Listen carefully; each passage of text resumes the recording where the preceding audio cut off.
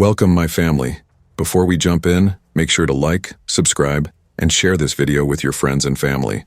I'd also love to know, where are you watching from and what time is it there? Please hype me on YouTube. Thanks. I was 27 when I signed the divorce papers on May 11, 2023, believing I was finally escaping the darkest chapter of my life. My name is Harper Lane, and I fled Columbus, Ohio, with nothing but a suitcase, a restraining order, and the desperate hope that disappearing would be enough to save me. I rented a basement studio on Marigold Street, a narrow, brick-lined unit beneath a peeling green duplex, the kind of place no one looks at twice. The space smelled like damp concrete and old metal, and at night the pipes hummed like distant voices trapped in the walls. It was ugly and lonely, but it was mine. I told myself that was enough. I told myself I was free. I wasn't. The first nights there, sleep came in shallow bursts. I'd jolt awake to shadows shifting across the ceiling or to echoes of Miles's voice in my dreams, whispering corrections, commands, promises, threats. I tried to laugh it off at work when my coworker Alex joked that trauma rewires the brain like bad electrical grid work. But the unease grew roots. It became a rhythm in the apartment, sounds, changes, patterns I could almost predict. I felt watched, even alone. Then the alarm started. 4:44 a.m. every morning. Sharp, violent. The same chime Miles used. I never set it. I deleted every alarm on my phone, reset the device, even turned it off before bed, but it didn't matter. The tone still erupted in the darkness at 4:44, vibrating across the studio floor with the manic insistence of a drill sergeant. I'd wake gasping, heart punching against my ribs. Miles used to wake me at that exact time every day to start early, start perfect. When I told Jenna, my upstairs neighbor, she blamed software glitches. When I told Alex, she just frowned in that pitying way that made me feel small. I wanted to believe them, until the next thing started. My clothes were being refolded, not all of them, just a shirt here, jeans there, folded crisp, symmetrical, corners aligned, tags facing up. Miles's way, the way he taught me, after dumping my dresser once, to correct my habits. I tried convincing myself I did it while half awake, but I'm not that forgetful and I don't fold like that. I never have. And one night when I crept out of bed to get water, I found the closet light on. A sweater lay on the floor, perfectly folded, centered, waiting. I stopped sleeping after that. The studio smelled wrong on certain nights too, like his cologne. Not just any cologne, his. An overpowering cedar leather blend that once stained my clothes and hair. I scrubbed the apartment, opened the tiny window, burned candles until the wick drowned in wax. But some mornings, I woke choking on that same scent in the dark. That's when the metal scraping started. A long, low drag across the concrete. Not frantic, not accidental. A slow scrape, rest, scrape, rest, as though someone was pulling a heavy chair across the floor, except I owned no such chair. I pressed my ear to the cold wall.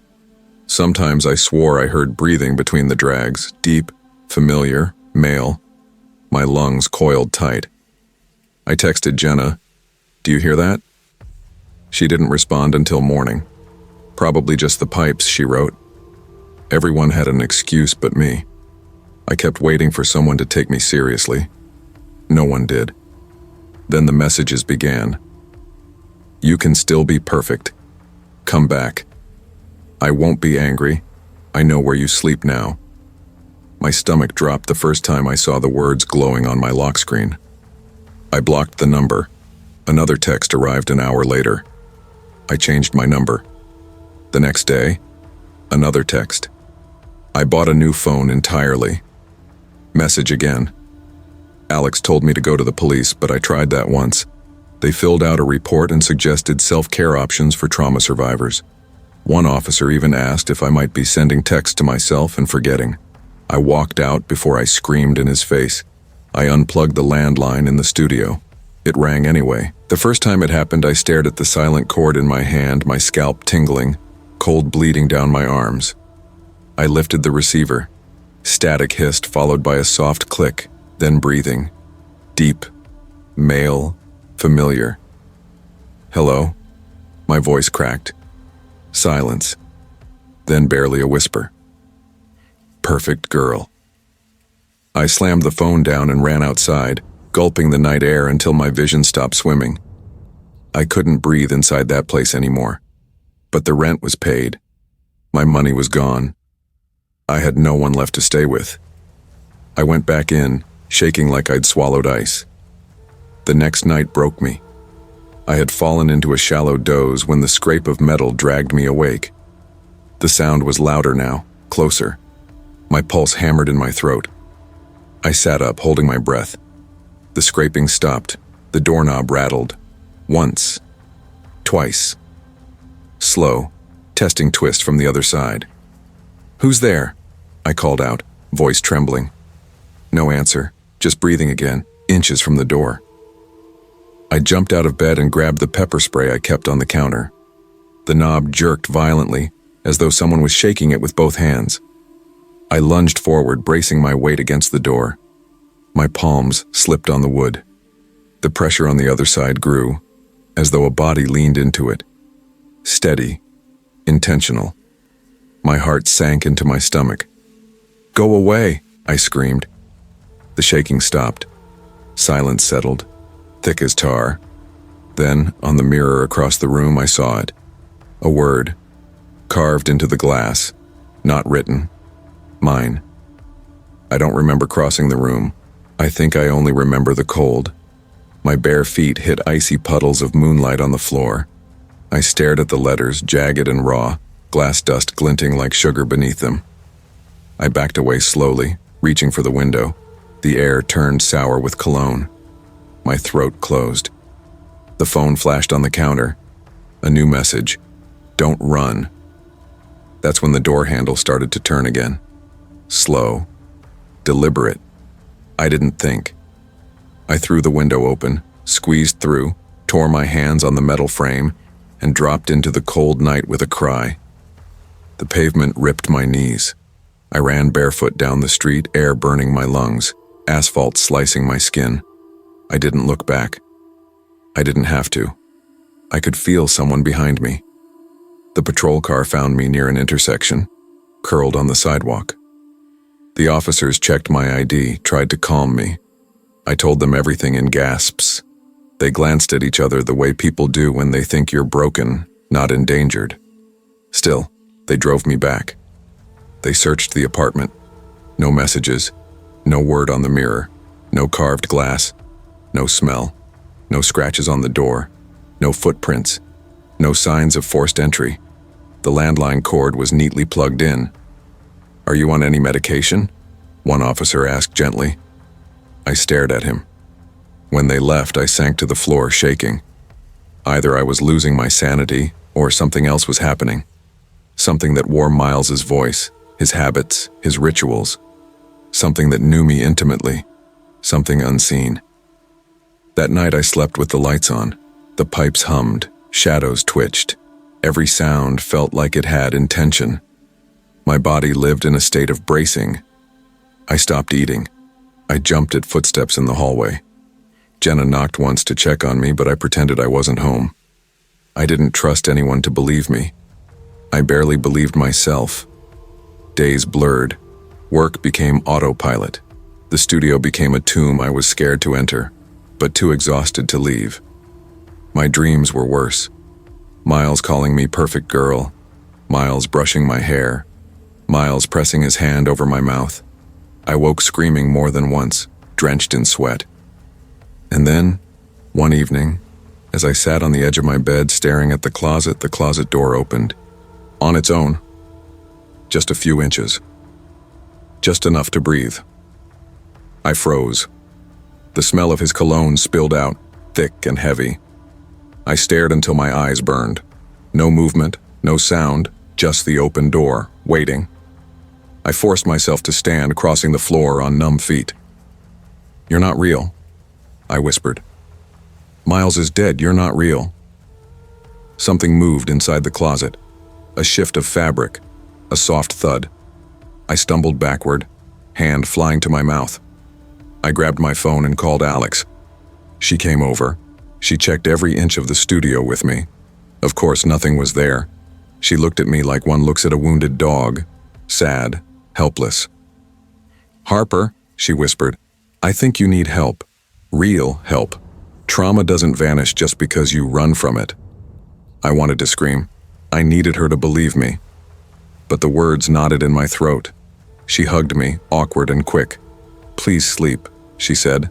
"Please talk to someone." After she left, I locked the door, shoved a chair beneath the knob and sat on the bed, hugging my knees. I stared at the closet until dawn. 3 days. No scraping, no messages, no smells. I started to hope it was done. Then, on the 4th night, I woke sitting upright in bed. At 4:44 a.m., not lying down, not half asleep, sitting upright, hands folded on my lap, like I'd been placed that way. My heart stuttered.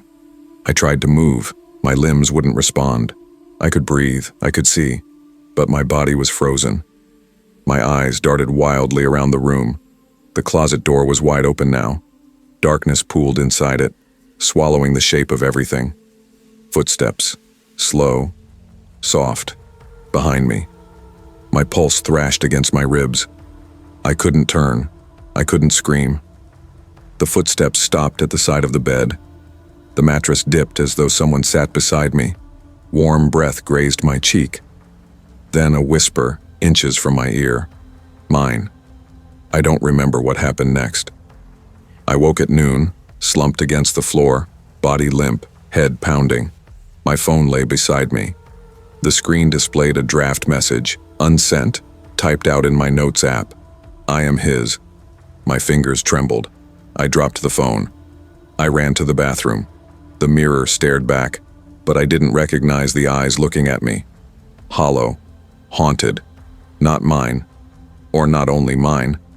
I've stopped pretending logic applies here. I've stopped trying to explain it. Something followed me, or something awakened in me. I don't know which is worse. It wants me obedient. It wants me perfect. It wants me back. I can feel it watching, even now as I write this. The pipes hum like laughter. The air tastes like cologne. The closet door is open again, wider than before, like a mouth waiting to swallow the room. And I know I should run. But every night, the same thought claws its way into my mind. A whisper that isn't mine. A truth that isn't truth yet feels inevitable. You never escaped.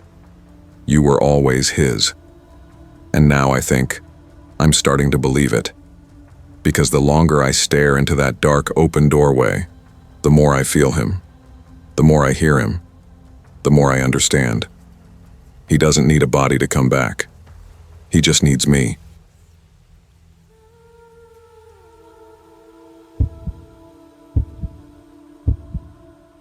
I was 30 when the divorce was finalized on August 14, 2020, and I truly believed I had survived the worst version of love. I told myself I was free, that I could finally breathe without the weight of Caleb's voice bruising my thoughts. But the mind is a traitor, and memory has teeth. Even on the day I left Savannah behind, crossing the state line with a borrowed car and shaky hands, I felt him, like static beneath my skin. By the time I reached Wren Street, rain streaked across the windshield like something trying to catch me. The rental was small, tucked between moss-draped oaks and cracked sidewalks that seemed to remember storms.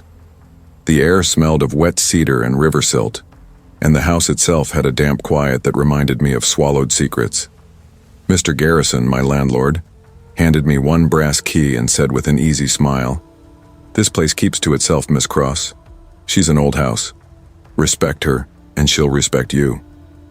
His words seemed strange at the time, but I nodded, too tired to care. I dragged my suitcase inside, shut the door, and sucked in the silence like medicine. For the first 3 weeks, I tried to stitch a life together. I bought cheap curtains, stocked the pantry, lit candles to soften the stale smell clinging to the walls. Emily called often, checking in, reminding me to eat, to sleep, to stop waiting for the sound of keys in a lock that wasn't Caleb's anymore. I laughed it off, but she was right. Even alone, I braced for storms that weren't coming. Or so I thought. The first wrong thing was small. A picture frame on my kitchen counter. At first, I didn't understand what I was seeing. My brain rejected it like it was impossible. But there it was. Our wedding photo. The one I burned on a humid June night. Flames curling around Caleb's grin as if the fire couldn't stand to touch him either. Yet here it sat, unscorched, glass polished, edges perfect. In the picture, Caleb's hand held my waist possessively, his smile bright and dishonest. My stomach tightened and my throat went bone dry. I touched the frame, half expecting it to turn to ash. I called Emily. I tried to sound calm, but she heard it anyway. The tremor, the denial, the old fear resurfacing. "Maddie, listen to me," she said. "Caleb is in Tennessee with that woman. I promise you, he has no idea where you are." I wanted to believe her, I really did. But that night, as rain threaded through the gutters, I woke at 2:11 a.m. to a faint humming in the hallway. At first I thought it was the pipes or a neighbor. I lay still, listening. The melody sharpened, deepened, smoothed into a tune I knew by heart. Caleb's hymn. The one he sang before the worst fights, when rage still pretended to be devotion. The sound stopped at my bedroom door. I didn't move, I didn't breathe. I stared at the sliver of darkness under the frame, waiting for a shadow to break it. Nothing came. Just silence. Heavy, charged, listening. After minutes that felt like hours, I found enough courage to whisper, "Hello?" The word wavered and died. No answer. Eventually, I turned on every light in the house and sat on the couch until sunrise, clutching a blanket like a shield. The next morning, I marched to Mr. Garrison's door. "There's something wrong with the plumbing," I said, hating how weak I sounded. Or something. I heard humming in my hallway. He scratched his temple and gave a sympathetic shrug. "Old pipes sing," he told me. "Metal expands in the night, perfectly normal. But pipes don't sing hymns, and they don't know my name," whispered through wood in the dark. Things escalated gradually, like a slow leak flooding a room. Small objects moved. My hairbrush on the stove.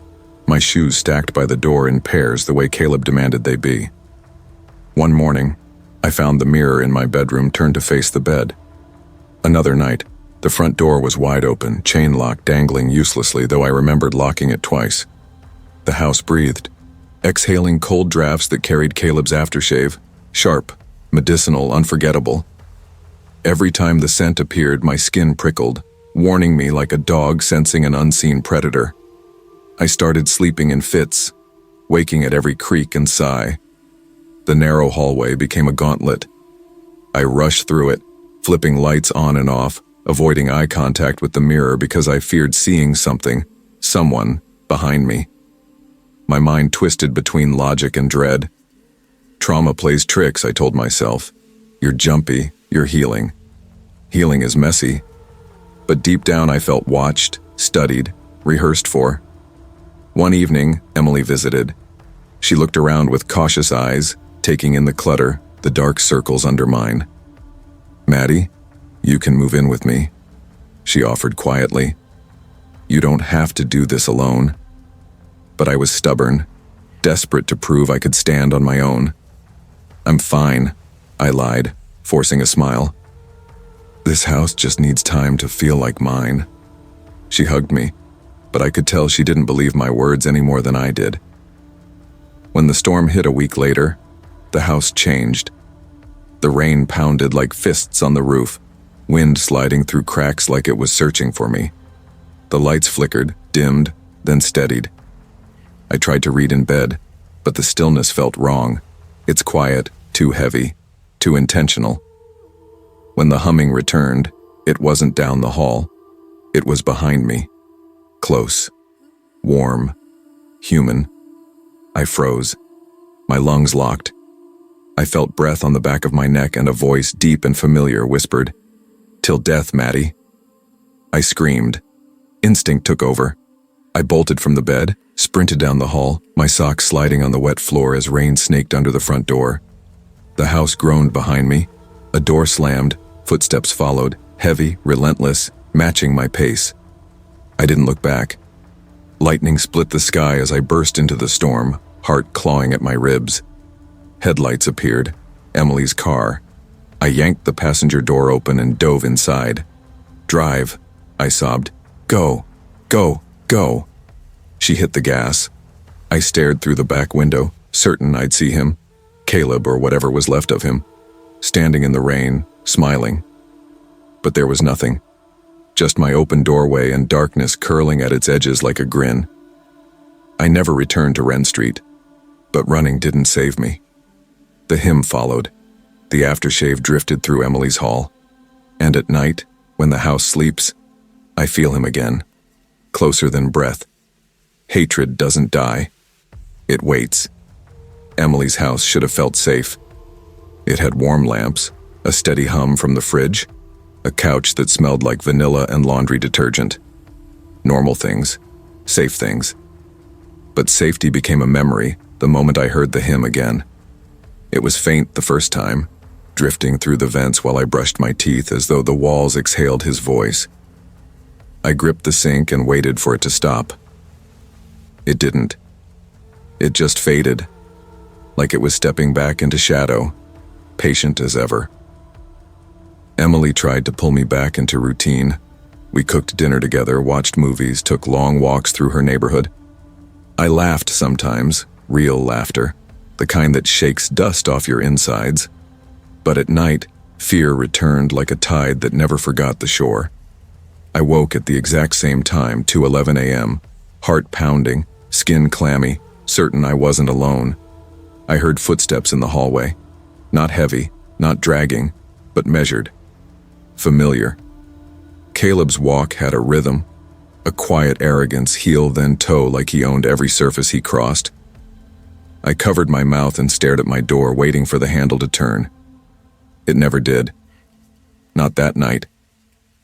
During the day, logic tried to save me.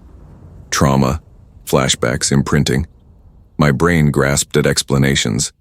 But then the wedding photo appeared again, this time on Emily's kitchen table, centered perfectly, as though someone had taken their time placing it there for us to admire. Emily went white, her chair scraping back. "Maddie, this was not here last night." Her voice shook. She stared at me, and for the first time she wasn't trying to rationalize. She was afraid with me. We went to the police. I sat in a stale gray room while an officer with a bored expression listened. When I got to the part about the hymn and the photo reappearing unburned, he leaned back in his chair and sighed through his nose. "There's no evidence of trespassing, Miss Cross. No break-ins. No threats we can act on. You might consider speaking with a trauma counselor. What you've been through can..." I stood and walked out before he finished. Emily chased after me, but I didn't stop until we reached the car. I didn't want therapy. I wanted this to stop. Nights grew thinner, brittle, stretched too tight. Every sound sharpened. Every gust of wind felt personal. When I showered, I saw fingerprints on the fogged glass, long, thin, masculine. When I cooked, knives shifted on the counter, never falling, just moving, angling toward me. I caught my reflection smiling once. I swear to God, I wasn't smiling. My mouth was still, but in the mirror, it curved upward, slow and knowing. Emily begged me not to stay alone, so I slept in her guest room, door open, hallway light on. I pressed myself against the wall and listened to the house breathe. At 2:11 a.m., without fail, something changed. The air thickened. The temperature dropped. The quiet became sentient.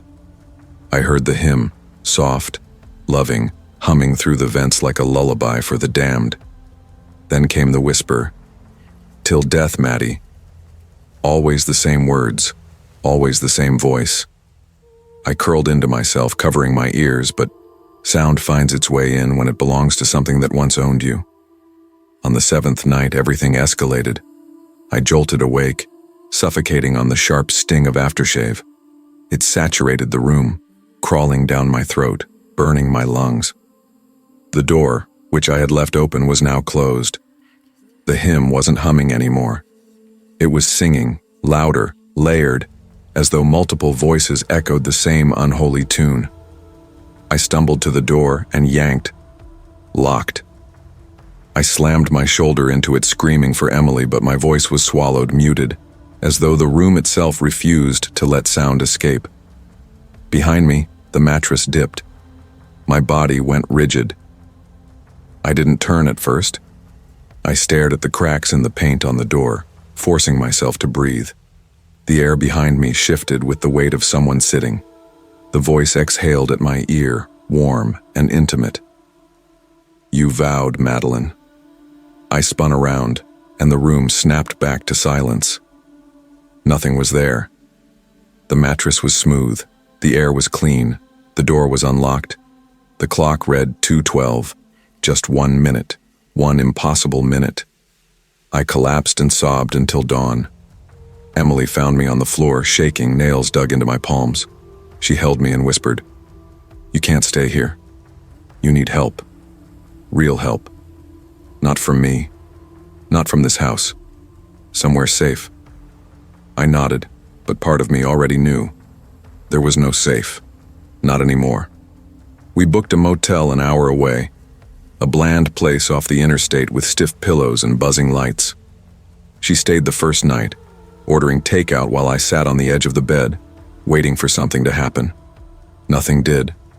No humming, no cold drafts, no aftershave. I barely slept, but at least the dark didn't feel alive. The second night, Emily went home to grab more clothes for both of us. "I'll be back before 10, she promised. "Keep the door bolted." I nodded and watched her taillights fade through the blinds. I made tea, paced the room, tried to breathe. Hours dragged. At 9:47, my phone buzzed. "Emily. On my way back now. Traffic sucks." I exhaled, relieved. I checked the lock again. I turned on the TV for background noise. A laugh track from an old sitcom filled the room, so painfully normal that I almost cried from the comfort of it. Then, at 2:11 a.m., the TV cut to static. My heart plummeted. The lights flickered and died. The room fell into darkness, thick and absolute. And from the corner, deep in the black, came the humming. Louder than ever, confident, triumphant. I backed up until I hit the wall, hands shaking so violently I dropped my phone.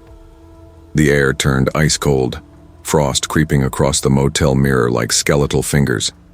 The humming circled me, moving without footsteps, without form. Then a voice, inches from my face, breathed, "Found you." The light snapped back on. I stood alone in the middle of the room, knees buckling. On the bed sat the wedding photo, centered, waiting.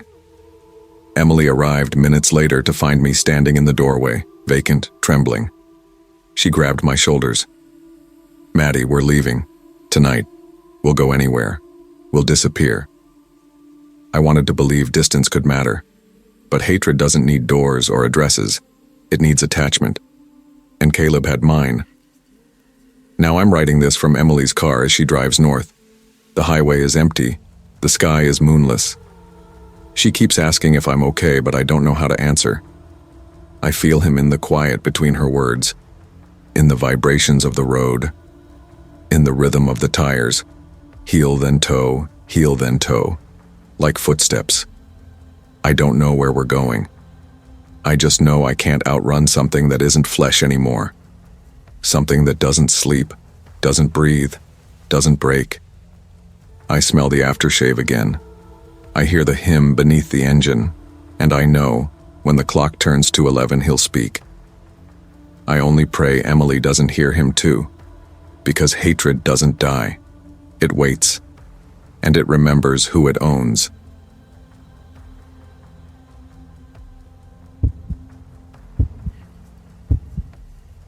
I was 36 when the divorce became final on February 18th, 2020, and I swore I'd never speak my ex-husband's name again.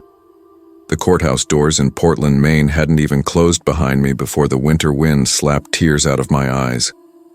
I kept saying I was free. I whispered it, I breathed it, I tried to believe it.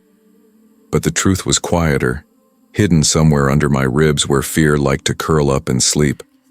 I thought distance, paperwork, and silence could sever the past. I was wrong. I was free in body, not in mind. That realization didn't come all at once. It came in pieces like splinters of glass working their way back to the surface. Bar Harbor in the off-season is lonely in a way that feels almost supernatural. Fog hangs low over the black Atlantic. Gulls circle empty docks, and cottages sit hunched like old widows waiting for warmer days. That's why I chose the house on Harbor Row, a weather-beaten gray rental facing the ocean. I wanted quiet, peace, no eyes on me, no footsteps behind me, no voice telling me who to be.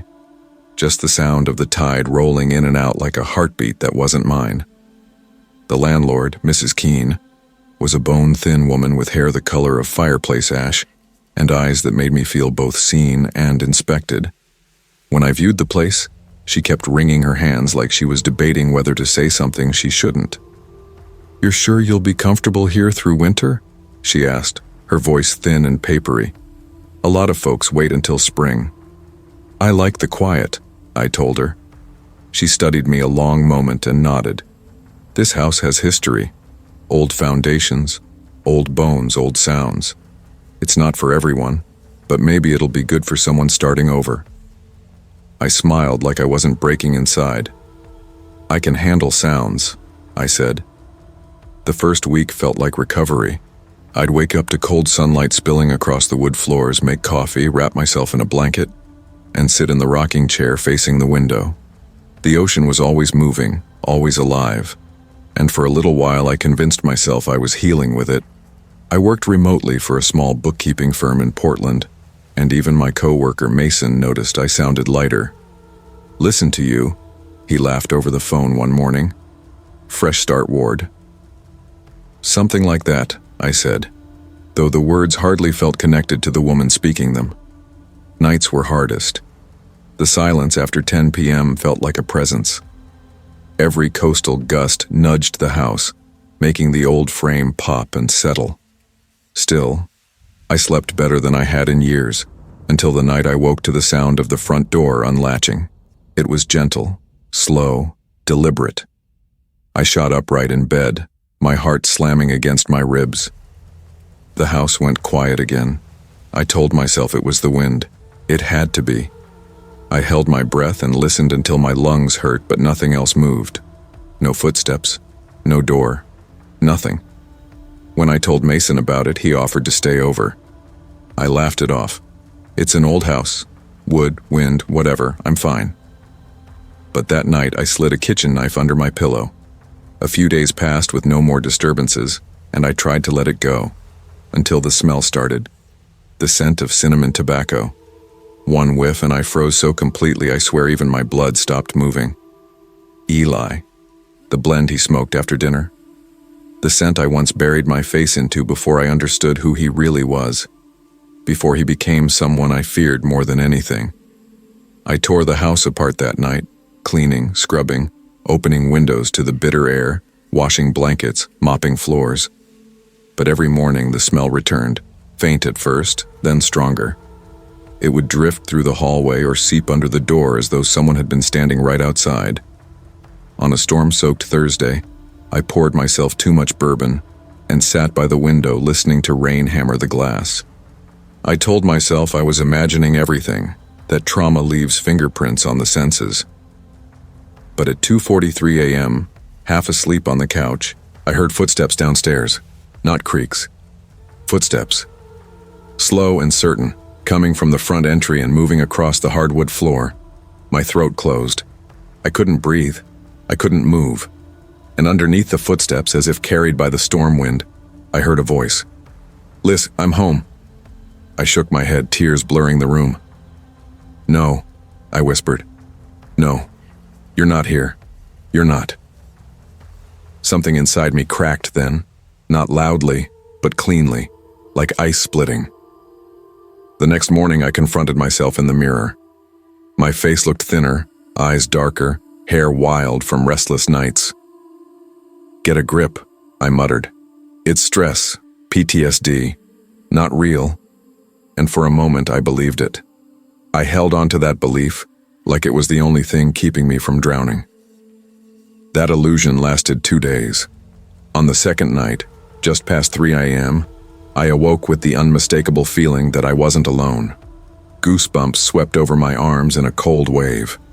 The air felt charged, too still, like the house was holding its breath. I stared at the ceiling, afraid to blink. Then I heard it. The steady creak, creak, creak of wood bending in rhythm. The rocking chair, the one facing the ocean. I don't remember getting out of bed. One moment I was frozen beneath the blankets. The next I was standing in the hallway, the knife back in my hand, my feet cold against the floor. The smell of cinnamon tobacco wrapped around me, thick and unignorable. I stepped down the stairs, each step groaning beneath my weight. At the bottom, lightning flashed through the window, illuminating the living room in a harsh white stutter. Someone was sitting in the rocking chair. A silhouette, broad shoulders, head bowed. My voice scraped out, barely sound. "Eli?" The chair stopped.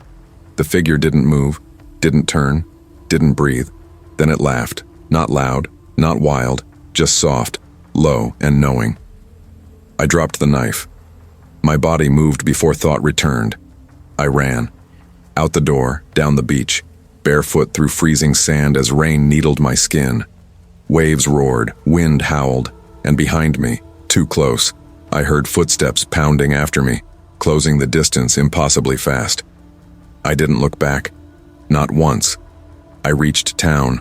Light, people, doors. I hammered on the glass of a closed cafe until the owner upstairs flicked on a light. I don't even remember what I said. I just remember shaking, drenched, and half screaming to call the police. By sunrise, I was sitting in a small station office, wrapped in a blanket, answering questions from an officer who kept glancing at me like I was unstable. No signs of a break-in, no footprints but mine on the beach, no tobacco smell anywhere. By afternoon, I signed a statement, grabbed what little courage I had left, and returned to the house with 2 officers. I refused to step inside, but they did. They came out 5 minutes later and said everything was untouched, safe, empty. I left Harbor Row that day. I never stepped foot inside again. Mrs. Keene didn't ask why. She just pressed my keys into her palm and nodded like she already knew. But leaving didn't save me. That was the beginning, not the end. Because the cinnamon smell followed. The creaking followed. And the whisper, "Liz, I'm home," follows me still. I stayed in a hotel in Bangor for the first week after fleeing Harbor Row, falling asleep each night with the TV on just for the noise. I kept the lights on too. Darkness felt like an invitation. The first 4 nights were blessedly uneventful, just the quiet hum of cheap ventilation and muted chatter through the walls. I almost convinced myself my mind had conjured the entire nightmare. But on the 5th night, I woke at 3:09 a.m., the exact minute the door had first unlatched back in Bar Harbor. My heart pounded. I sat up, ears straining. At first I heard nothing. Then, from the far corner of the room, came the sound of a chair creaking. Slow, rhythmic, back and forth, just like before. I refused to look. I stared straight ahead at the TV screen where a muted commercial flickered on loop. I told myself not to turn my head, not to check. "That way lies madness," I whispered. If I didn't look, it wasn't real. After nearly a minute, the creaking stopped. The silence felt packed tight with breath. My breath. Something else's breath. I lay back down and didn't sleep again. The next morning, I sat in my car in the hotel parking lot and stared at the steering wheel, shaking. I couldn't keep running from room to room, town to town. Fear had cornered me and sunk teeth into the part of me that still remembered what it felt like to be helpless under someone else's control. And maybe that was the truth I hadn't faced. Whatever was happening wasn't only in the walls. It was in me. I drove back to Portland, and stayed with Mason for 2 nights. He didn't ask many questions. He just saw the exhaustion stamped onto my face and offered me his couch, strong coffee, and softer silences than I deserved. One evening, as we ate takeout on paper plates, he said, "You need to talk to someone, a therapist, or at least a doctor. You're jumpy, and you keep looking over your shoulder like someone's here." "Nobody's here," I murmured. "You sure about that?" "No." But I didn't say it. On the 3rd night, I smelled the cinnamon again. I woke choking on it, eyes burning, throat tight. The scent hovered above me, thick and unmistakable. I bolted off the couch and burst into Mason's bedroom where he sat up groggy and alarmed. "Alyssa? What the hell?" "He's here," I gasped. "He's here, Mason, he's here." Mason flicked on every light in the apartment, checked every room, every closet, every shadow, while I stood trembling in the kitchen. Of course, he found nothing. He looked at me differently after that, careful, hesitant, worried I might break in his hands. I couldn't stay there. I wouldn't drag him into whatever this was. I told him I was fine, thanked him, lied through my teeth, and left the next morning. I rented a small 2nd-floor apartment in Brunswick, hoping proximity to normal life, neighbors, traffic, restaurants, noise, would drown out the darkness. For a while, it worked. I buried myself in work, grocery lists, mundane chores. I forced myself into routines like armor. Then one night, as I climbed the stairs with takeout in hand, I saw something that stopped me cold. My door was wide open. Not cracked, not ajar. Wide open. Lights off. Silence inside. I should have run. Called someone. Screamed. But curiosity and dread pulled me forward. I stepped inside slowly, heart pounding so hard it blurred my vision. The apartment was pitch black, except for the faint orange glow of streetlight filtering through the blinds. I reached for the switch with a shaking hand and flicked it on. The takeout bag fell from my fingers. There on the table in the exact center was a single object I hadn't seen in years. Eli's engraved silver lighter, the one I threw in the trash the night I left him, the one with the initials ERW etched into the side in a flourish he always admired. My breath came in shallow bursts. "No," I whispered. "No, no, no." The air shifted beside me, almost like a body moving through space, and the lighter clicked open by itself. Flick. Flame. I stumbled backward and hit the wall. The room suddenly smelled thick with cinnamon tobacco, suffocating and intimate. And then right behind me, inches from my ear, I heard it again. "Liz, I'm home." I ran. I don't remember locking the door, only the sound of my feet on the stairs, the pounding of my blood, the icy night air hitting my face as I sprinted into the street. Cars passed, people talked. The world moved on while I crumbled inside it. That night I didn't go back. I drove for hours with no destination, gripping the steering wheel until my hands went numb. I crossed into Massachusetts before sunrise and stopped at a 24-hour diner where I sat in a booth alone, exhausted, hollow, and shaking. The waitress refilled my coffee 3 times before daring to ask if I was okay. I wanted to open my mouth and spill everything. The house, the smell, the voice, the laughter, the chair. But the words lodged in my throat like broken glass. How do you explain a haunting no one else can see? How do you outrun something that lives where your fear lives? I drove south until I reached Rhode Island and rented a cheap month-to-month studio. I swore this time I wouldn't look over my shoulder. I wouldn't listen for creaks. I wouldn't give the darkness shape or meaning. I blasted music. I sang off-key. I left lights on. I bought plants. I filled the space with color and sound and life. But he waited. 3 weeks passed before it returned. I woke to the smell first. Then came the sound of footfalls across the floor. I stayed frozen, eyes clenched, pretending sleep could shield me. When the footsteps stopped beside my bed, I felt warmth at my ear. A breath. A presence. A voice I once loved and now feared more than anything. "Liz." I broke. Whatever this was, ghost, hallucination, memory made flesh, it wasn't going to leave. It wanted me afraid. It wanted me small. It wanted me his. Divorce freed my body, but something darker claimed the rest. Tonight I'm writing this with trembling hands, sitting on the floor of my studio, back against the wall, every light on. The rocking chair I never bought creaks in the corner, though nothing is on it. The smell of cinnamon suffocates. I can hear footsteps pacing slowly, patiently.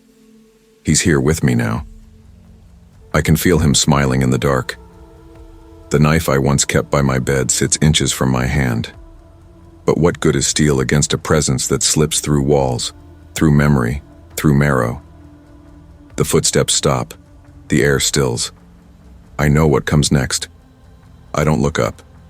I don't scream. I don't run.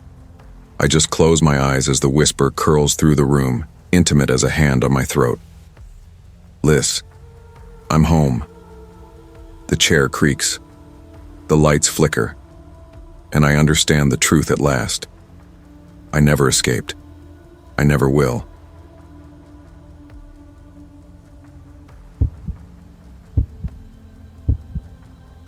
I was 34 when the divorce was finalized on January 9th, 2022, and I told myself I was finished with violence, secrets, and fear.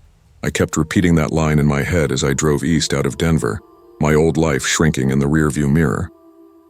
The city lights blurred with snowfall on the glass, and for the first time in a long while, I felt like I could finally breathe without bracing for his footsteps behind me. My name is Nora Whitfield, and at that point I was naive enough to believe pain stayed behind when you closed a door on it. I guess I didn't understand that some pain doesn't stay in houses or memories. It stays in you. I moved into a narrow apartment perched above Marlowe's Antique Books on East Colfax Avenue. The building had been standing since the 1940s, with creaky floors, weathered brick, and windows that whistled when the wind hit just right. I remember thinking the place had character, as though it had lived a dozen lives before I showed up with my boxes and hollowed-out heart. The scent of old pages and dust felt safe to me, like nothing in the world could be violent in a place that smelled like forgotten stories. The first night, I slept without dreaming. I woke up hopeful, made coffee in my tiny kitchen, and opened the windows to let in the crisp winter air. Below, the shop sign swayed on rusted hinges, creaking quietly, almost politely. Customers trickled in during the day. I could hear them through the floorboards, their footsteps muffled as I unpacked books and clothes, trying to build a life out of scraps. I even caught myself smiling. Imagine that, smiling like a real person. For the first week, nothing was wrong. I worked at a small cafe across the street, and my co-worker, Julian, friendly, easygoing, always smelling like cinnamon and espresso, helped me settle in. We'd talk before shifts, sometimes after, and he'd make jokes about my mysterious bookshop lair. If he noticed the shadows under my eyes or how I flinched when men walked too closely behind me, he never said a word. Then the whispering started. It was faint at first, thin, breathy threads of sound slipping through the walls at night. I blamed the old ventilation system. Old buildings make noises, I told myself. Houses settle. Pipes breathe. Floors remember footsteps. My mind repeated those rational explanations on loop. Still, there was something rhythmic about the sound, almost like a voice trying to form words. I'd lie awake, staring at the ceiling, covers pulled up to my chin, telling myself it was nothing. But one night the whispers didn't stay whispers. They formed my name. Not just my name, but his voice saying it. Ethan. The sound was faint, stretched through distance and walls, like someone speaking from the bottom of a well. But I knew that voice. It lived in my nerves. It had shaped my fear. It had once shaped my life, Nora. I bolted upright, heart sprinting inside my chest. For a long time I sat there, frozen, listening to my own breath. I didn't sleep again that night, or much the next. Days were still normal. I laughed with Julian, stocked pastries, wiped tables, took orders. But inside I could feel something loosening, a dread shifting just beneath my ribs. At home I kept lights on. I shut the bathroom door so I wouldn't see the mirror at night. I checked the locks 2, 3, 5 times a night. That's when the fingerprints appeared. One cold morning, I found smudged handprints on the inside of my bedroom window. Long, pale streaks like someone had pressed their fingers into the glass from within my home. I cleaned them off. 2 days later, they were back. Identical, same shape, same placement. I told myself maybe I'd missed a spot. Maybe condensation made it look worse. Maybe I was making something out of nothing. That's what trauma does, right? It rewires your brain to expect danger. Even in silence, my neighbor, Mrs. Langley, an elderly widow with too much perfume and an unmatched talent for gossip, told me I looked sickly. She said I was getting paler each week. I laughed it off, but she wasn't wrong. I had lost weight. My eyes carried bruised crescents beneath them. Sleep became a memory. More strange things followed. Books from the locked shop downstairs began appearing inside my apartment. I'd wake up and find antique volumes spread across the kitchen table. Titles about occult bindings, spiritual tethering, rituals for unbroken vows. The shop stayed locked each night. There was no spare key in my possession, and yet there they were. Every time. Open to different pages as though someone or something wanted me to read them. One night I worked up the nerve to speak aloud in the dark. "Leave me alone," I whispered, hugging myself in the hallway. "You don't exist. You're dead to me." The radiator hissed in response, and then, faint but unmistakable, something whispered back through the vent. "Marriage is forever." I slapped my hands over my ears. I remember shaking, sliding down the wall, curling into myself like a child. I didn't open my eyes for a long time, and the dreams were worse. In them, Ethan stood at the foot of my bed, head tilted, smiling that small, patient smile he used to wear when I was cornered and begging. He'd whisper, "You're mine. Nora, you promised." I would wake gasping, wrists sore, sometimes bruised as though someone had held me down in my sleep. Fingers wrapped tight around the same places he used to grab. I told Julian one morning that I wasn't sleeping. He frowned and asked if I'd considered therapy or moving again. I lied and said it was just stress. When he lightly touched my arm, I flinched so hard his face changed. He didn't ask again. The winter deepened. Nights felt longer. The apartment felt smaller. The whispering grew clearer, closer. My reflection in the bathroom mirror began to look like a stranger. Wide eyes, cracked lips, haunted expression. I stopped recognizing myself. Then came the footsteps. Slow, dragging steps across the floorboards outside my bedroom, long after midnight. I stood paralyzed under my blankets, listening as each step approached, one deliberate sound after the other, as though someone was savoring the anticipation. The footsteps stopped just outside my door. For a full minute, nothing. Then the door handle turned. Metal scraped. Wood strained. I watched the doorknob twist even though I had locked it. It rattled, it jerked. Then it turned farther, too far. Something was forcing it. I threw myself from the bed, shoved my dresser and nightstand against the door and backed away, whispering, "No, no, no, no, please go away." The handle stopped. Silence. For a moment, I believed it was over. Then the door slammed against the barricade so violently that the mirror on my wall shattered, raining glass across the floor. I screamed and stumbled backward, cutting my palm on the shards. The door slammed again, and again. Each hit was harder, more determined. As though it wasn't trying to break the wood, but break me, I didn't think. I just ran. I yanked open my window, climbed onto the frozen fire escape, and didn't stop. Barefoot, bleeding, half-dressed, I scrambled down the metal steps, breath visible in frantic bursts. When my feet hit pavement, I sprinted into the street screaming for help. Looking back only once, just long enough to see my apartment window still open, curtain billowing, as though something inside was watching me leave. I never went back for my belongings. I never set foot in that building again. I ran until my lungs burned, until the cold sliced through my skin and the streetlights blurred into streaks. A passing driver slowed, then sped up again when he saw the blood and terror on my face. I didn't blame him. I must have looked insane, barefoot, shaking, eyes wild. Eventually, I collapsed behind a dumpster outside a closed diner, where I rocked back and forth, clutching my bleeding hand, whispering to myself just to hear a human voice. It wasn't real. It wasn't him. It wasn't real.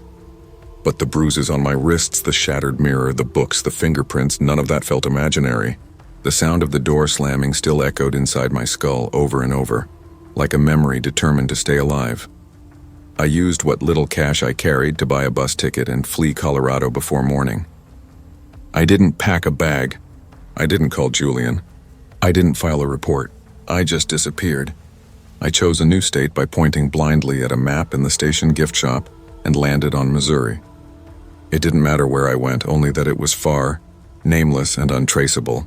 I told myself geography could save me. That starting over somewhere else would snap me back into reality. That trauma doesn't have a forwarding address. I was wrong. I rented a room above a hardware store in a small town outside St. Louis. The landlord didn't ask questions. I paid cash. I used a different last name. I bought thrift store clothes and a prepaid phone. For the first few nights, I slept with every light on and a chair jammed beneath the doorknob. I kept the window nailed shut. I stayed awake until sunrise and slept in small, exhausted bursts. Eventually, the adrenaline wore off and I let myself believe I was safe again. My bruises faded. I started picking up shifts at a diner. I even laughed at a coworker's joke once. Not a polite smile, a real laugh. It felt foreign, delicate, breakable. For a while, nothing happened. No whispers. No fingerprints. No dreams. Then slowly, things began again, not loud, not obvious, just small fractures in my sanity. The first incident was the smell. I woke one night to the faint scent of Ethan's cologne. Sharp, woodsy, a brand I once secretly despised. The scent was impossible. He never lived here. He never even stepped foot in this state. I convinced myself it must have been a trick of memory. Smells cling, don't they? Maybe a blanket still held it. Maybe my brain did.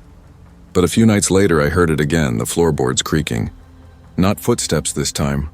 Just a single drawn-out creep of wood, like pressure shifting where no weight should be. I lay still, eyes open in the dark, listening. Nothing followed. The silence was the cruelest part. When danger is loud, you know where it is. When it's silent, it could be anywhere. I told myself I was healing too slowly, that my mind still lived in Denver even if I didn't. I bought sleep supplements. I journaled. I opened the curtains in the mornings to let in as much light as possible. I joined a local women's support group and told a softened version of my story. No ghosts, no fingerprints, no bruises appearing in sleep. Just the normal abuse. That version made sense to them. That version sounded real. One woman hugged me afterward and said, "You're safe now. Men like that can't hurt you anymore." I wanted so badly to believe her, but then, one night as I sat alone in my room, I received a call on my prepaid phone, a number with no caller ID. When I answered, there was no sound except breathing, heavy, familiar. My heart slammed against my ribs. I whispered, "Who is this?" No response, just breath. I hung up, turned off the phone, and sat shaking in the dark until morning. After that, the creaking steps returned, night after night. Then whispers, too soft to make out, but undeniably there. I stopped sleeping again. My hands trembled at work. The diner manager pulled me aside. "Hey, Nora, you okay?" I lied. I always lied, but lies don't stop the truth from reaching you. 2 Thursdays ago, I woke at 3:11 a.m. to find a book on my nightstand. An old volume, leather-bound, brittle with age. The title embossed on the cover read, "The Unbroken Vow." My breath caught. My vision swam. I hadn't seen that book since Denver, one of the same occult titles from Marlowe's. I hadn't brought anything with me. I owned nothing from that life. I didn't touch it. I didn't even breathe near it. I backed away until my shoulders hit the wall and slid down to the floor, curling my knees to my chest like a child hiding from the dark. Later that morning, I worked up the courage to open it. A phrase was underlined in dark ink. A bond sealed in suffering binds beyond death, distance, and time. My hands shook so badly I could barely close the cover. That night, the whispers grew clearer, closer, no longer in the walls but behind my ear, as though someone leaned over me in the dark and spoke directly into me. I snapped. I called a therapist. I scheduled an emergency appointment. Her name was Dr. Tessa Ridley. Calm voice, warm eyes. She didn't flinch when I hinted at the truth. She asked questions no one else did. She listened the way people do when they genuinely care. For the first time, I told someone everything. The dreams, the bruises, the voice, the book, the footsteps, the cologne, the phone call. When I finished, I braced for dismissal, for the look that said unstable, paranoid, delusional. But instead, she said softly, Trauma can attach like a haunting. Sometimes our minds reenact the abuser when our bodies still feel owned. I cried. In her office. In front of a stranger. I cried so hard I shook. We agreed to meet twice a week. She encouraged grounding exercises and reality checks. And for a short while I improved. I slept, at least in patches. I ate full meals. I even walked outside without scanning every doorway. Then came last night. I returned home from my shift and climbed the narrow stairs to my rented room. The hallway was quiet. The store below was dark. I unlocked my door, stepped inside, and froze. Everything I owned was rearranged. Not ransacked, arranged, neat, precise, my shoes lined up. My clothes folded and stacked. My bed made with military corners. My toothbrush aligned with the sink edge. It was familiar. Too familiar. Ethan was exacting like that. Order was his religion. A tidy home is a loyal home, he used to say before. I started shaking violently. My vision tunneled, and then I noticed something else. On my bed lay a single sheet of torn book paper placed perfectly centered on the blanket. I forced myself to step closer. There were 5 handwritten words. "Marriage is forever, Nora." I screamed. I ran, I didn't think. I just fled down the stairs out into the night, barefoot again, coat half on, keys still in the door. I don't know how long I ran or where I was going. I only stopped when I reached a bridge outside town. I leaned over the railing, gasping, staring at the black water below, and then I smelled his cologne. Not faint, not imagined, right beside me. I spun around. No one. But I heard footsteps on the pavement. Slow, patient, approaching. My pulse roared in my ears. I stumbled backward, whispering, "Please, please, please." The footsteps stopped only a few feet away, though nothing was visible. And then right next to my ear, in Ethan's exact voice, "You can't leave me." "You never left." I collapsed. I don't remember falling. Just darkness. When I opened my eyes, it was dawn. I was lying on a bench near the bridge, shivering, throat raw from crying. I don't know how I survived the night. I don't know why I'm still breathing. Right now, I'm sitting in a quiet corner of Dr. Ridley's waiting room, writing this in my journal, hands trembling so hard the pen keeps slipping. I haven't told her yet what happened. I don't know how to explain that something is following me, something wearing his voice, his habits, his scent, his words. Maybe it's not a ghost. Maybe it's trauma. Maybe it's me. Maybe it's him. Or maybe it's something worse than all of those. All I know is this. I left my marriage. But my marriage didn't leave me. And tonight, when I go back to whatever room I find next, I know I'll hear it again. The whisper in the dark, patient and close, bending itself into the vow I can never escape. Marriage is forever. I don't think I ever got out.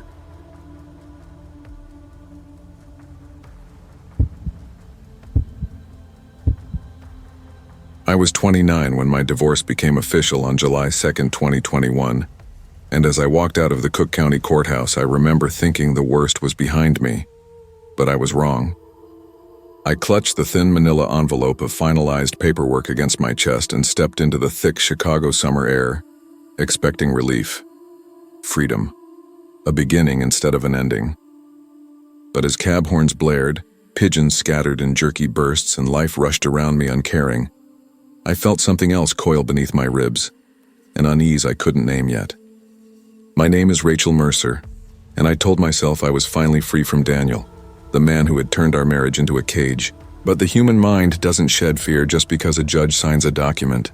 It lingers. It mutates, and sometimes it follows you home. My new loft on 1317 West Briarwood Avenue felt like sanctuary the day I moved in. 4th floor. Exposed brick. Tall windows that poured sunlight onto hardwood floors like warm syrup. A quiet neighborhood with coffee shops and dog walkers and distant train rumbles that made the city feel alive instead of threatening.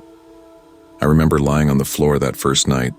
No furniture, no noise, staring up at the ceiling with a smile and thinking, I'm safe now. I'm really safe. I believed it too, for a while. The first week was silence, healing silence. I read, I cooked. I lit candles and played soft music at night. I slept for 9 hours at a time, something I hadn't done in years. I stopped jolting awake when pipes creaked or a neighbor coughed through the wall. I breathed without bracing for footsteps. But in trauma, peace is deceptive. It softens you, makes you vulnerable again. And that's when the darkness tests the door. The elevator in my building was an old manual system that had been retrofitted with modern buttons and sensors, but it still groaned and sighed like a tired animal. Around 3:09 a.m. on the 12th night in my new home, I woke to the sound of the elevator dinging down the hall. A single low, heavy chime. I assumed someone else was coming home late, maybe drunk, maybe jet-lagged. I rolled over, pulled the covers tighter, and drifted back to sleep. The next night, 3:09 a.m. Again the ding. This time I listened longer, waiting for footsteps, voices, laughter. Nothing. Just the car doors sliding open, hissing, then eventually closing. I checked the clock, frowned, and told myself it was coincidence. Old building. Weird timing. Nothing to fear. Still, I lay awake longer than I wanted to. By the 6th night, curiosity pulled me from bed. I crept to my door, pressing an eye to the peephole. The elevator doors were open. No one stepped out. No footsteps, no sound. Just an empty car waiting at my floor like it had been summoned. I stood there for minutes, heart thumping, until the doors slid shut again. I told my friend Natalie over brunch that weekend. She sipped her iced latte and waved it off. Faulty wiring or some weird timer. Old buildings do creepy stuff all the time. Don't go full horror movie on me. Maybe she was right. That became my mantra for a while. Old buildings do weird things. But weird became personal when the smell started. Mint and pine. Daniel's aftershave. He used to pat it on right before bed, rubbing it into his neck as he stared at himself in the mirror. The scent would linger on pillows, on towels, on me. And now at night it lingered in my hallway. I would step out of my bedroom and there it was. Sharp, cold, and male. I'd close my eyes and the memories rushed back. Slammed doors, hands gripping my wrists, whispered accusations, forced apologies. I pushed it all down. Trauma can play tricks, I told myself. Smells are memory landmines. Doesn't mean anything is actually happening. Then came the knocking. Tap, tap, tap, tap. I froze the first night it happened. I knew that rhythm. Daniel had used it to ask for entry to our bedroom during fights. It meant, I'm done waiting. You will listen now. Hearing it again in the quiet hallway outside my loft made my stomach twist so violently, I thought I might vomit. I didn't open the door. I barely breathed. The next morning, I convinced myself it was a dream. But the knocks returned, and the elevator kept arriving, and the scent kept drifting, and my nerves began to shred. My neighbor Lucas, a graphic designer with messy hair and a perpetual hoodie, joked one afternoon in the mailroom, "Maybe your loft is haunted. Every old Chicago building has a story." I forced a laugh. I didn't tell him I was barely sleeping, or that I had started double-checking the door lock every few minutes like a compulsion, or that I had begun to dread 3:09 a.m. the way a child dreads the monster under the bed. 2 weeks later, I rearranged my furniture after work, sofa angled differently. Plants moved nearer to the window, rug shifted, and went to bed early. The following morning, my living room was not how I left it. Subtle changes. The coffee table rotated a few inches. The blanket on the sofa folded instead of tossed. The lamp unplugged. An observer would notice nothing. But I knew. And the violation of it, the intimacy of someone touching my space, sent me spiraling. I changed my locks. Twice. I installed a security bar, pepper spray on the kitchen counter, a knife in my nightstand. But precautions don't stop what you can't see. The breaking point came on a cold, rainy night. I remember every second. I came home late, damp from the wind, craving tea and sleep.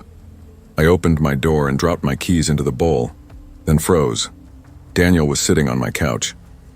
At least that's who my brain recognized first. Same jawline, same hands, same poised stillness.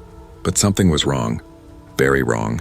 His face was thinner, cheeks hollowed, his eyes too dark, too patient. Like something behind them was wearing Daniel's face like a comfortable mask. He smiled, a familiar cruel tilt of the lips. My voice broke.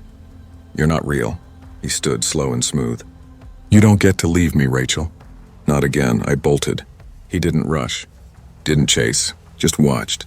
I slammed the elevator button, hands shaking so badly I could barely hit the right floor. When the doors opened, I stumbled inside and hit lobby, over and over like repetition could save me. The doors closed, then the elevator shook. Violently. Lights flickered. Something clawed from the other side of the panel. Metal screeching, cables trembling, a voice hissing my name through the vents. Rachel. Rachel? I screamed until my throat scraped raw. When the doors finally opened, I ran barefoot into the storm. I didn't look back. That night, I fled the city. New phone number, new job. New apartment in a different state. I told no one my address. I stopped mentioning Daniel altogether. I tried to bury Chicago like a body. For a while, I slept again. I cooked, I bought plants. I made friends. I laughed without flinching. I told myself healing was linear, but it isn't. 3 months ago, 3:09 a.m., the elevator in my new building dinged. One long chime. My body froze. I told myself it was coincidence, then it happened again and again. Same time, same lingering pause, same sense of something waiting on the other side of my door. 2 weeks ago, I woke to the scent of mint and pine. Last night, I heard the knock, right now, 3:08 a.m. on the clock beside me. I'm writing this, sitting on the floor with my back against the door, knees to my chest, hands shaking. The hallway is silent. 9. The elevator dings. The door slides open, and I know if I unlock this door, even once, Daniel will step through, smiling, ready to love me the way he always did, completely, violently, forever. I hear the knock, tap, tap, tap, tap, and I don't know how much longer I can pretend I won't let him in.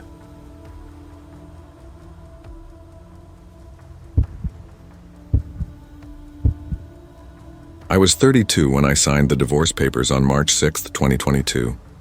And I swear the ink hadn't even dried before the nightmare began, before the silence of my new life started taking shape in ways I didn't understand, before I learned what loneliness can do to the mind when it festers long enough. My name is Leah Hart, and by the time I left Burlington Family Court, I thought the worst part of my life was behind me. I had walked away from a 5-year marriage, from a house on Pine Street, from a man I once believed I would grow old with. I remember stepping into the brittle Vermont cold holding that manila envelope, staring at the gray sky and thinking, I am free. I believed it. I needed to believe it. I had no idea freedom could rot.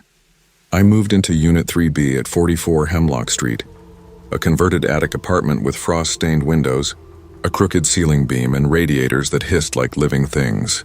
I told myself it was a fresh start, a clean slate, a place where I could unlearn Ryan's voice in my head. The building smelled like old books and heating oil. The hallway lights flickered. The wood floors creaked under every step. But it was quiet, blessedly quiet. I lay on my mattress that first night, surrounded by unopened boxes, and let the stillness wash over me. No slammed doors, no tense dinners, no Ryan pacing, no sharp comments disguised as jokes, no tightness in my chest waiting for him to snap. I thought silence was safety. I thought silence meant peace. But silence can become something else when you sit in it too long. In the daytime, sunlight softened the apartment, warmer and gentler than I expected. At night, the silence felt aware. The walls seemed to breathe. The radiator pipes ticked, then whispered, like a voice curling through metal. I told myself old buildings make noises, rational explanations, rational thoughts. I clung to those. But on the 4th night, just after 3 in the morning, I shot awake to footsteps directly above me, slow, steady pacing. Hail to, over and over. I stared at the ceiling in the dark, my pulse hammering. That made no sense. I lived on the top floor. I whispered into the dark, there's no one up there. But the footsteps continued, measured and patient until they simply stopped. The next morning at work, I tried laughing it off to Caroline, my manager at the marketing firm on College Street. She listened with that syrupy, brittle concern people have when they're waiting to see if you'll cry. New apartment settle, she said. Could have been heat contraction. Could even be raccoons. I nodded, pretending that explanation fit the sound of human footsteps.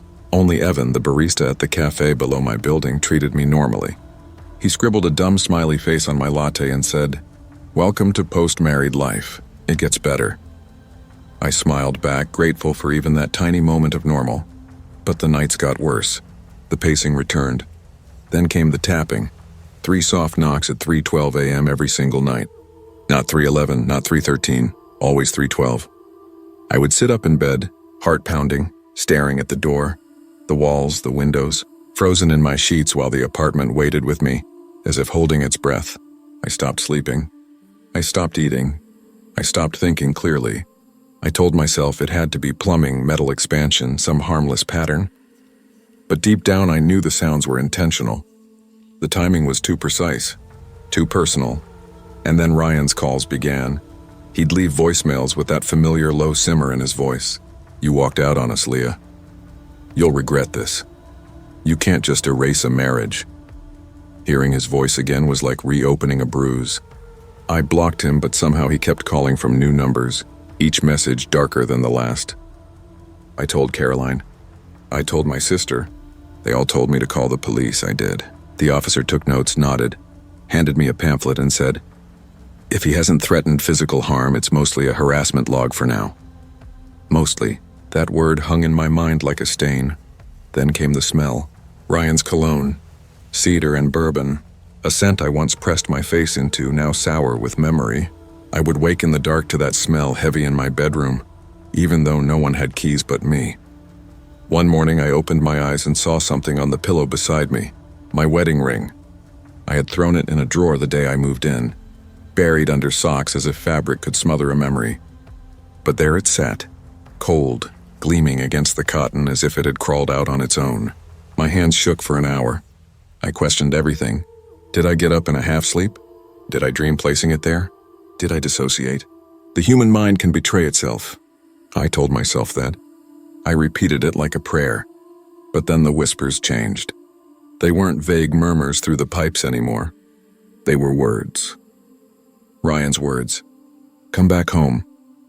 You are mine. Marriage doesn't end. His voice slid through the walls, through the radiator, through the floorboards under my bare feet. My breath would lock in my chest as I pressed my palms to the plaster, whispering, stop. Please stop. I didn't tell Caroline after that. She already watched me too closely. I caught her whispering to HR once, glancing my way. I needed my job. I needed any piece of normal I had left. Some nights, when I couldn't stand being alone, I would linger downstairs and talk to Evan until closing. He'd wipe the counters and tease me about becoming the cafe's unofficial night security. He had warm eyes, the kind that made you feel seen instead of inspected. He didn't know what was happening, not fully, but he knew I was unraveling. You should get out more, he once said gently. Isolation messes with your head. He was right. I just didn't know how much. The worst night began with pounding at my door, furious, violent pounding, and Ryan's voice shouting my name from the hallway, telling me to open the door, telling me I owed him a conversation, telling me I couldn't ignore him forever. I pressed my back against the door, shaking, whispering, go away, go away, go away. But behind me in the apartment, the pipes whispered too.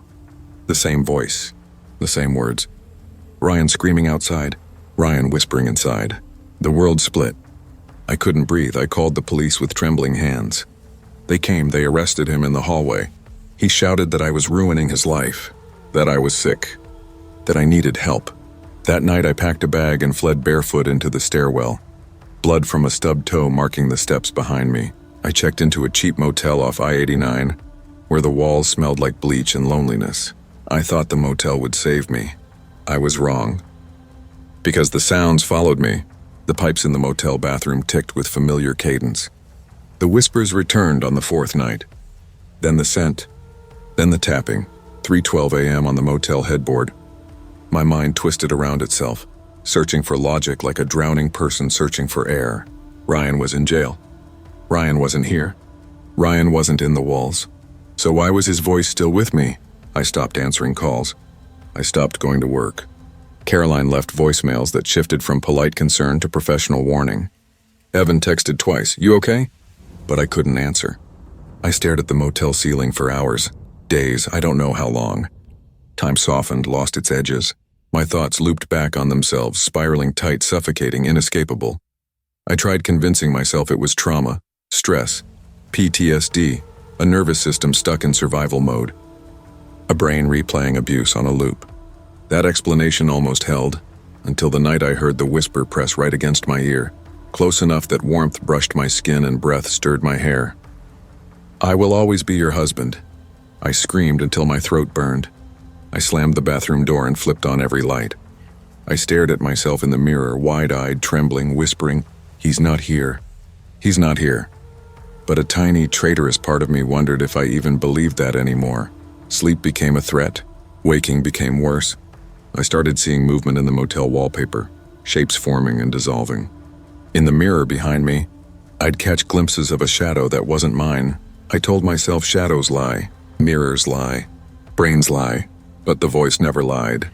The voice was always the same. Always Ryan's, always certain, always waiting. The police called a week later to say he had been released. "No contact order is still active," the officer said. "If he approaches you, call us." I thanked him. I hung up. I laughed. I laughed until I cried because the voice didn't need to approach me. It was already here. Now I sleep with the lights on. I push the motel dresser against the door.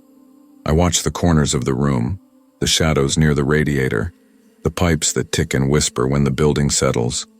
I don't know what's real anymore. I don't know what's memory, what's fear, what's imagination, and what's something darker. But I do know this. The voice didn't come from him. It came from me, or maybe that's what it wants me to believe. Maybe trauma leaves a mark that doesn't fade. Maybe when someone owns you long enough, their voice becomes the narrator in your head. Maybe marriage doesn't end with ink on paper. Maybe it ends when the echoes stop, and my echoes have never stopped. Last night, just before dawn, I pressed my ear to the motel wall and heard it again. Soft, patient, calm. Leah. Not angry. Not screaming. Just certain. Come back home. I closed my eyes. I inhaled cedar and bourbon. And I realized something that chilled me deeper than anything before. A part of me missed the familiarity. Missed being seen even in fear. Missed having a voice beside mine even if it hurt me. Loneliness can twist a mind into craving the very thing that broke it.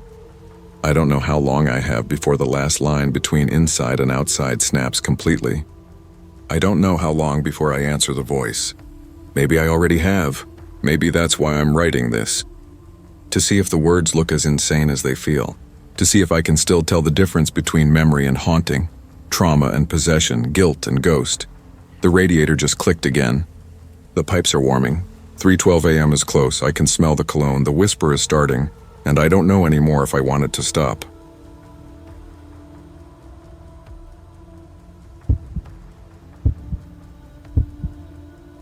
I was 41 when the divorce was finalized on October 12, 2019, and I told myself I was finally free. Free from Caleb, free from the shouting, free from the secret that shattered the night we drove through the guardrail. I told myself I had earned peace, that I deserved a clean breath and a clean slate. But peace doesn't come to the guilty, and freedom doesn't belong to the living when the dead are not finished with them. I learned that on my first night in the house on Willow Crest Road, and every night after. The rental sat at the edge of the woods, where the tree line swallowed most of the sky and the wind carried a sound like distant grieving. I chose it because it was far from Ridgefield, from memory, from pitying eyes and careful voices. I told the realtor I wanted quiet. I didn't tell her I wanted to bury what was left of Caleb's ghost. Not the literal kind, but the one inside my ribs, the one that whispered when I was alone. I thought a silent house would help. I was wrong. The first night I lay awake on a half-built bed at 2 a.m. listening to the house breathe. It wasn't the creak of old wood or the settling of beams. It felt timed, intentional, like something was adjusting itself to my presence. By the second night I couldn't ignore it. My bedroom air grew colder, and the mattress dipped at the far edge as if weighed down by an invisible body. I didn't want to look. I didn't want to see a shape, a dent, a memory made physical. I stayed perfectly still, the way prey does when it realizes the predator is already touching it. On the third night, I felt it. A soft exhale against my ear, his exhale. The same trembling sigh Caleb used to release before starting a fight he swore he didn't want to have. I bolted upright, breath shallow, skin ice. The room was empty. But that was the night I stopped pretending the house was just a house. I avoided mirrors. After the crash, I avoided many things. Guardrails, nighttime drives, jasmine perfume, and mirrors most of all. Mirrors reflect what you are, but sometimes, if you're cursed, they reflect what still owns you. On the 5th night, I made the mistake of lifting my eyes to the bathroom glass. At first, it was only my reflection. Pale skin, tired eyes, hair pulled into a careless knot. Then the mirror fogged, slowly. From the inside, I froze. A sentence formed through the condensation, each letter carving itself against the glass like a wound reopening. You swore forever. I didn't think. I reacted, palming the mirror, wiping, scraping, clawing at the surface as if I could erase the message by force. But the more I scrubbed, the deeper the words appeared as though etched beneath the top layer of silver. I grabbed a razor from the counter and scraped until flecks of glass rained into the sink. My breath shook. My hand bled. The words stayed. I backed out of the bathroom and shut the door as if shutting a throat around a scream. Guilt has gravity. It pulls you back to the moment everything broke. For me, that moment was the crash. The road was slick with October rain. We were shouting, of course we were shouting. Caleb's phone lit up and he snatched it away when I reached. I remember the guardrail, the impact, the upside-down silence. I remember the way he looked at me, pinned and bleeding, and asked, "No." I didn't let myself think it then, but the house wanted me to remember. It wanted me to bleed the truth. By the end of the first week, I refused to be in silence. I kept the TV on, humming low. I left lamps glowing in every room. But the house had patience. It waited until I slept. 4 nights after the mirror, I woke to my phone buzzing against the nightstand. Unknown number. I shouldn't have answered. But I was tired of fear, of guilt, of ghosts, and part of me still hoped for logic. "Hello?" My voice was sand, static answered. Then under the static, something else. Not words. A sound like metal folding in on itself. A seatbelt buckle snapping under pressure. A short, wet gasp. My breath locked in my throat. Then I heard Caleb. Not sobbing, not begging. Just one sentence, spoken in a voice filled with gravel and grave soil. "The road remembers." The call ended. The screen went black. I didn't sleep again. The next evening, I sat on the living room floor, wrapped in a blanket, holding a mug of untouched tea. I stared at the sliding glass door that led to the backyard and the black forest beyond it. In the reflection, I saw only myself at first. Then, for a fraction of a moment, I saw him standing behind me. Not a trick of glass. Not imagination. His outline. His height. His posture tilted the way it had been after the crash, one shoulder lower as though still bracing for impact. I didn't turn around. I couldn't. The room suddenly smelled like sandalwood and burnt rubber. My throat tightened. My legs went numb. Something pressed against the back of my neck. Cold and familiar. Like the night of the crash when his forehead rested there. Blood pooling. Voice trembling. I shut my eyes. Mia. Not a whisper. Not a memory. A voice spoken into me. When I opened my eyes again, the reflection was empty. I spun. The room was still. After that night, I stopped pretending I was haunted by grief. I was being haunted by Caleb. The house wasn't reacting to me. It was reacting for him. It was his mouth, his rage, his unfinished question breathing through the walls. Who was he, Mia? The man behind the texts. The suspicion that drove the final fight. The secret I never confessed while he was alive. Guilt doesn't fade when the dead refuse to rest. It sharpens. It grows teeth. And by the second week, the house began to bite. I stopped opening curtains. I stopped looking into glass. I stopped answering the phone. But avoidance doesn't dissolve guilt. It only starves it until it grows teeth. Every night, the house pressed closer. The walls felt tighter. The air felt stolen from my lungs, like I was breathing on borrowed time. The jasmine scent followed me from room to room, paired with the colder smell beneath it, burnt rubber on wet asphalt.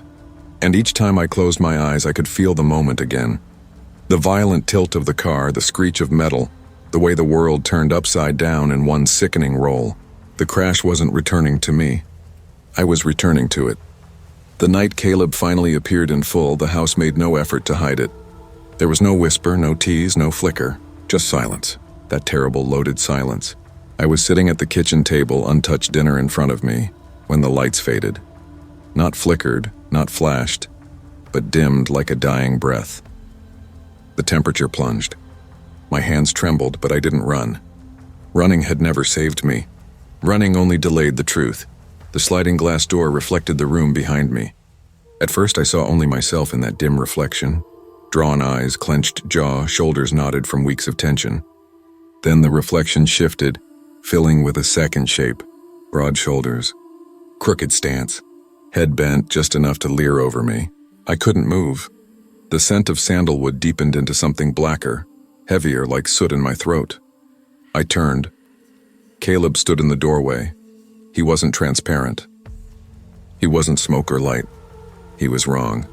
His skin looked like charred paper barely holding shape, curled and flaking at the edges. Across his arms and neck, thin cracks pulsed with a dark water-like shine.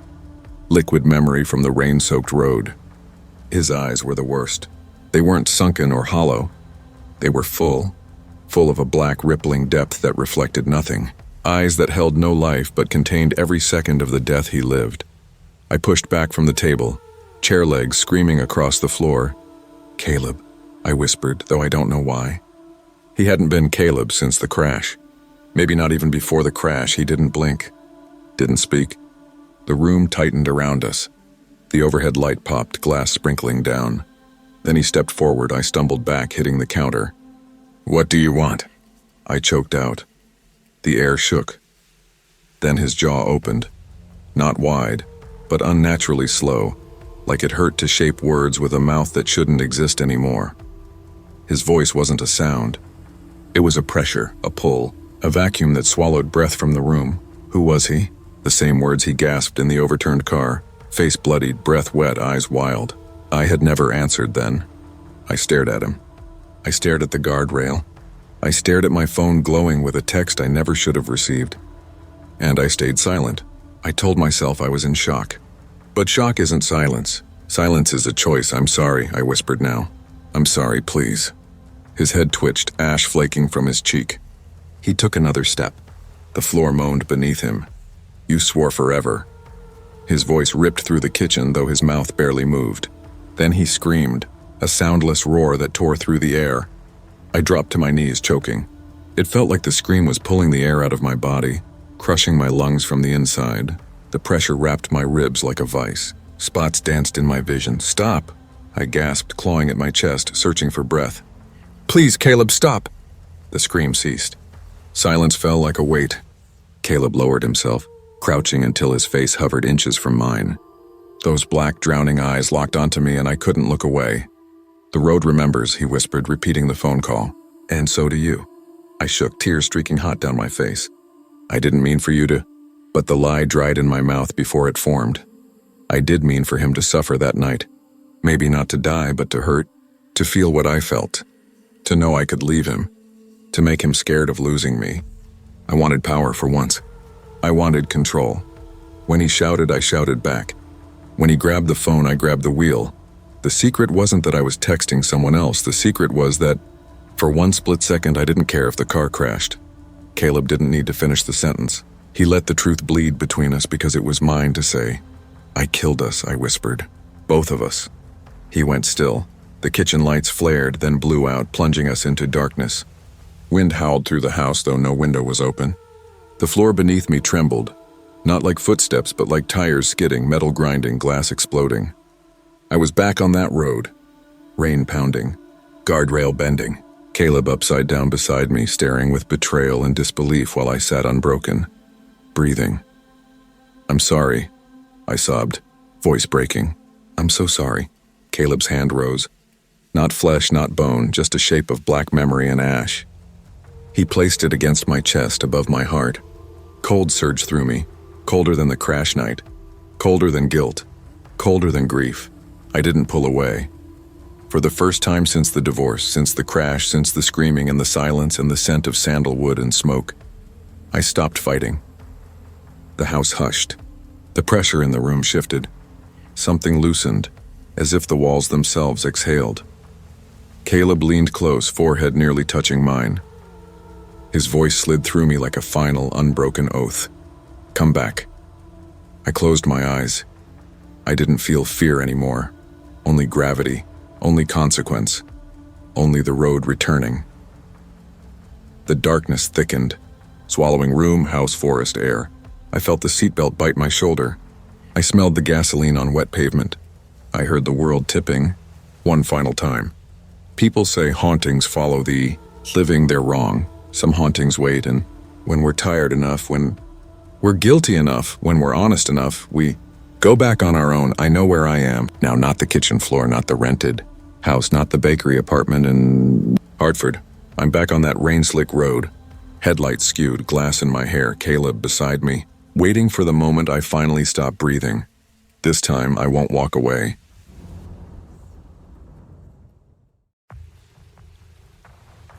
I never believed silence could have weight until I moved to Positano. The sea outside my window wasn't just quiet, it was listening. Each night, when the wind rattled the shutters and the tide pressed against the cliffs, I felt like something beneath the surface was waiting for me to notice it. After the divorce, all I wanted was distance, from my ex-husband, from the city, from the endless arguments that left me drained and empty. I told myself a new start would heal everything. I'd design houses again, raise my son Leo by the sea, and maybe rediscover who I was beyond the wreckage of us. The apartment I found overlooked the Amalfi Coast, sunlight by day, ghostly blue waves by night. I remember the first week there. Leo wouldn't sleep unless I rocked him near the balcony doors. He'd watch the water with wide, glassy eyes, almost as if he recognized it. Maybe I was imagining things. I was exhausted, emotionally raw, and barely functioning. When I finally admitted I needed help, the agency sent Anya. She was in her mid-30s, soft-spoken, with hair the color of honey and a delicate Swiss accent. She seemed calm in a way I wasn't. Her references were flawless, families in Geneva and Zurich praising her patience, her warmth, her love for children. The first week felt like salvation. She cooked warm stews, sang to Leo in some lilting old language, and kept the house cleaner than I ever could. Leo adored her, or so I thought. He'd giggle when she entered the room, but sometimes when she sang, he'd turn his face away, tears forming for no reason. Anya had small rituals. Every morning she'd open the balcony doors and align Leo's toys so they faced the sea. When I asked why, she smiled faintly. "Babies like patterns," she said. "It calms them." It was harmless enough, yet something about the precision unsettled me. The way each toy's eyes seemed fixed on the horizon. One night, after a long client call, I walked past Leo's room and heard whispering. At first I thought Anya was soothing him back to sleep, but her voice had a strange tremor like grief. "You came back to me, didn't you?" The words froze me. When I peeked inside, Anya was rocking Leo, her back to me, humming that same haunting tune. Leo wasn't crying this time, just staring at her, wide-eyed like he understood. The next morning I told myself it was fatigue, divorce, motherhood, relocation, all of it blurring together. Still, the whisper echoed in my mind long after breakfast. Days later, curiosity gnawed at me. While Anya took Leo for a walk, I entered her room. Everything was meticulously arranged, sheets perfectly folded, clothes pressed. In the top drawer, beneath a lavender sachet, I found a small silver locket. Inside was a faded photograph. A baby with soft curls and a woman who looked almost identical to Anya, only younger. I snapped it shut and returned it before they came back. But something in that photograph stayed with me. That night I searched her name online and found something that made my skin crawl. Anya Volin, Geneva, former nanny, child missing. 10-month-old boy vanished during a thunderstorm near Lake Geneva. The case was never solved. When I confronted her indirectly, mentioning Geneva, testing her reaction, she didn't flinch. She only smiled softly. "The lake is beautiful, isn't it? But it keeps secrets." I tried to tell myself coincidences happen. Maybe she wasn't the same person. Maybe the photo was just her family. But fear doesn't listen to reason. That night I couldn't sleep. So I installed a hidden camera in Leo's room. 3 nights later, I sat alone on the couch, watching the footage. My hands trembled as the screen showed Anya entering at midnight, wearing a vintage white nightdress I'd never seen before. She leaned over Leo's crib, her face illuminated by the dim nightlight, and whispered, "They drowned you, but I brought you back from the waves." My heart stopped. Leo stirred, giggled softly, and reached for her. She kissed his forehead and began humming again, the same tune that had made him cry. I paused the video and sat frozen in the dark, the sound of waves crashing outside my window. The air felt heavier than ever. When I woke later that night, the apartment was silent, too silent. My throat went dry as I noticed the nursery door slightly ajar. I rushed inside. The crib was empty. The front door hung open, wind blowing rain into the hallway. My bare feet slapped against the tile as I ran outside, the storm soaking my clothes. And there, down on the beach, stood Anya, waist deep in the water, holding Leo in her arms, whispering something I could barely hear over the waves. "Shh, we'll go home now." I screamed her name, but the storm swallowed my voice. Lightning tore through the clouds, casting everything in blinding white flashes. The cliffs, the black sea, and Anya's figure standing motionless against the tide. She turned toward me slowly, her soaked hair plastered to her pale face, the child still in her arms. "Anya, give him to me," I shouted, stumbling toward the surf. The waves bit at my legs, cold and sharp as knives. She didn't move. She just rocked him gently, whispering over the roar of the wind. "He was never yours, Clara," she said. Her voice trembled, almost tender. "He was taken from me, but the sea gave him back. Don't you see? He came back to me." I lunged forward, grabbing Leo from her arms. For a terrifying second, she didn't let go. Our eyes locked, and I saw something that wasn't madness. It was grief. A deep, endless kind of grief that no one could crawl out of. Then suddenly, she released him. I stumbled backward, clutching Leo against my chest. His tiny body was warm, alive, crying. When I looked up again, she was gone. Just gone. A wave crashed where she had stood. The sea swallowed her without a trace. By the time the police arrived, the storm had quieted. They found her sandals near the rocks and one half of that silver locket, its hinge rusted from salt.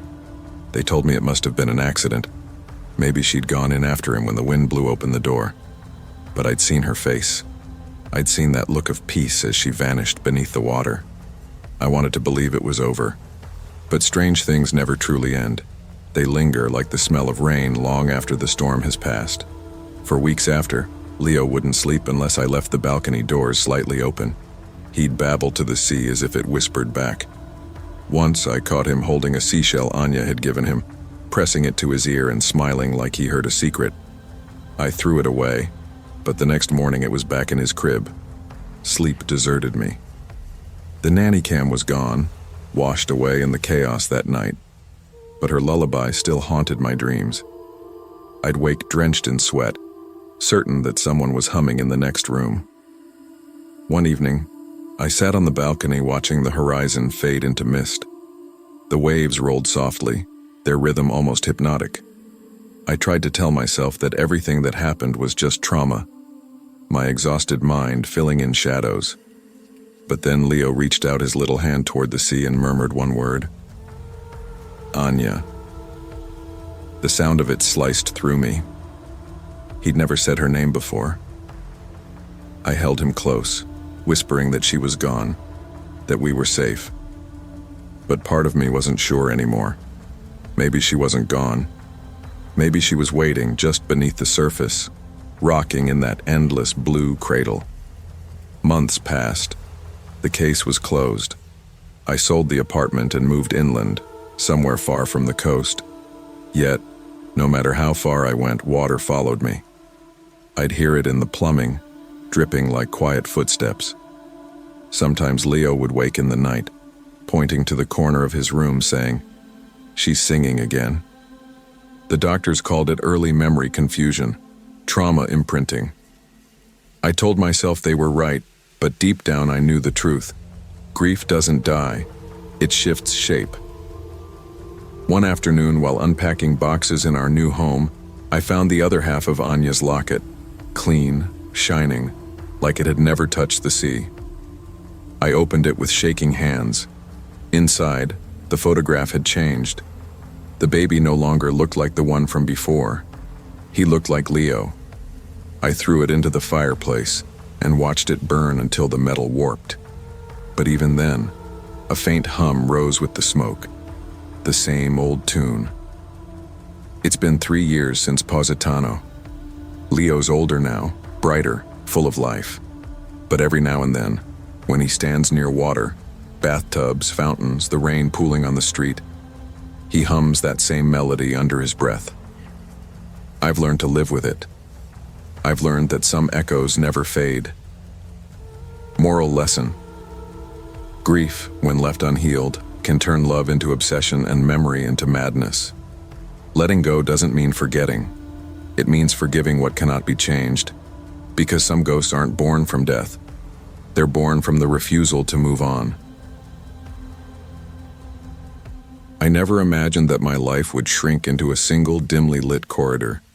Yet that's exactly where I found myself after my divorce.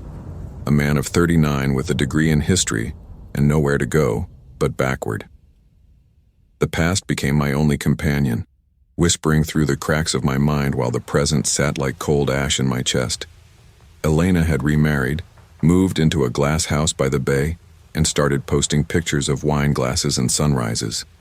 I stopped checking her social media after I realized that each glimpse of her new happiness felt like a cut I willingly reopened. When I took the night clerk job at the Inverness Medical Clinic, I wasn't looking for redemption. I was looking for quiet, the kind of silence where nothing reminded me of her. No perfume lingering on a pillow, no empty coffee mug in the sink. Just the low hum of old radiators, flickering fluorescent lights, and the occasional echo of footsteps that weren't mine. The clinic was small, 5 floors, 30 rooms, and a smell of antiseptic that clung to everything. I worked alone most nights, sorting paper records into cabinets no one ever checked. Sometimes I'd hear the wind whistle through the gaps in the old glass doors and I'd tell myself it was just the Highlands breathing. Then came that Thursday night, the night the doors slid open on their own. It was close to midnight, rain slashing the windows like claws. I was hunched over a stack of patient files when the motion sensors clicked, and the glass doors parted with a sigh. A gust of cold air swept in, followed by the sound of heels tapping slowly across the tile.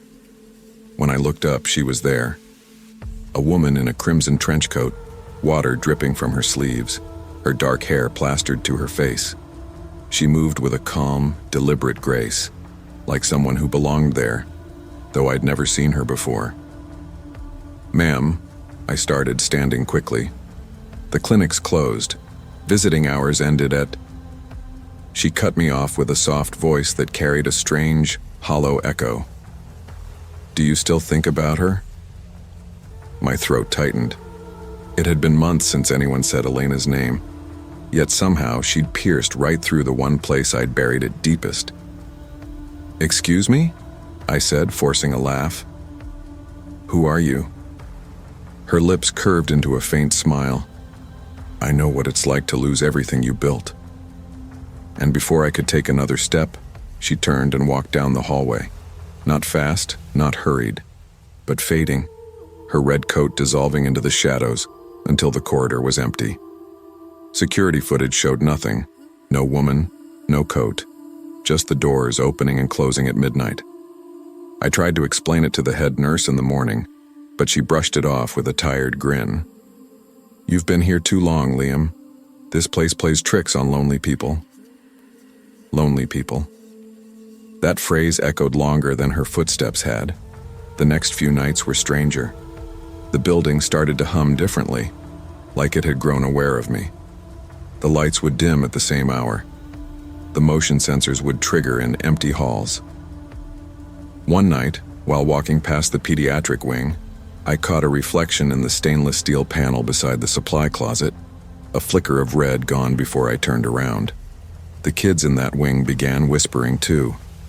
They told the nurses about a lady in red who stood by their beds and asked, "Do you miss your parents?" No one wanted to believe them, but I did, because I had seen her. I started digging through old archives to keep my mind from unraveling. That's when I found her name, Margaret Hale. She had been a nurse here 10 years ago. died in a car crash on the Inverness Highway while driving home in a storm. The report said she'd been trying to stop her husband from signing divorce papers. The last thing anyone saw her wearing was a red trench coat. That detail froze me. Because 2 weeks earlier, Elena's new husband had died on that same stretch of road. Same storm, same hour. I remembered the article, how the wreckage burned until morning. I hadn't connected it until now. Coincidence, I told myself. Just coincidence. But the next night, at exactly 3:03 a.m., the clinic's alarms shrieked. I ran toward the sound and stopped dead in front of room 12. The air was cold enough to sting my throat. And there she was, standing by a patient's bed, red coat glowing under the fluorescent light. Her head turned toward me, eyes black as wet soil. "All love ends in loss," she whispered. The room flickered, and she was gone. The patient, an old man recovering from surgery, woke screaming, saying a woman had leaned over him and whispered something about forgiveness. He couldn't remember what. That was when I started hearing her through the intercom. Faint static whispers of my name, sometimes followed by Elena's laughter. It made no sense. Elena was alive. Margaret was dead. And I was somewhere in between, trying to make sense of a voice that seemed to speak from the cracks in my guilt. By the fifth night, I couldn't tell whether the clinic was haunted or if I was. Sleep was impossible. Every creak felt deliberate. Every shadow stretched too long. And yet, I kept coming back, like an addict drawn to the edge of his own destruction. That night, I found a photo in the lost property box near the front desk, Elena's wedding picture. The same one I'd thrown in the trash months ago. That's when I knew she was coming for me. That photo shouldn't have existed. I'd watched it burn in my fireplace, the edge curling black, Elena's smiling face disintegrating into smoke. Yet here it was again, perfectly intact, lying on the front desk beneath the fluorescent buzz. My hands trembled as I picked it up. The air around me felt heavier, as if the building itself was waiting for my reaction. I remember whispering aloud, "What do you want from me?" That was when the intercom crackled. My name bled through the static. Once, twice, then a woman's voice, clear and low. "You never let go." Every hallway light flickered out at once. The hum of electricity died, replaced by a silence that swallowed sound. In that darkness, I heard footsteps, slow, deliberate, echoing closer.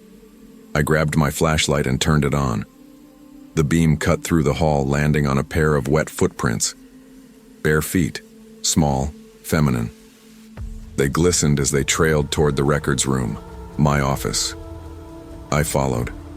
My pulse thudded so loud I could feel it in my teeth. When I reached the room, the door creaked open on its own. Inside, papers swirled in a lazy spiral, caught in an invisible draft. The air smelled of iron, like old blood. On my desk sat another photograph, one I'd never seen before. A woman in a red coat standing by a wrecked car, her face blurred, her hand reaching toward the camera. And then, in the reflection of the window behind it, I saw her standing right behind me. "Margaret," I gasped. Her voice came soft, steady. "You still think you can file away the past like paper, but it doesn't belong in drawers, Liam." I turned, but she was gone again, replaced by the faint hiss of wind through the vent. That night, I didn't leave the clinic. I sat in the records room until sunrise, staring at the stack of photos that seemed to appear one by one throughout the night. Scenes from my marriage, from my fights with Elena, from moments I thought no one had ever seen.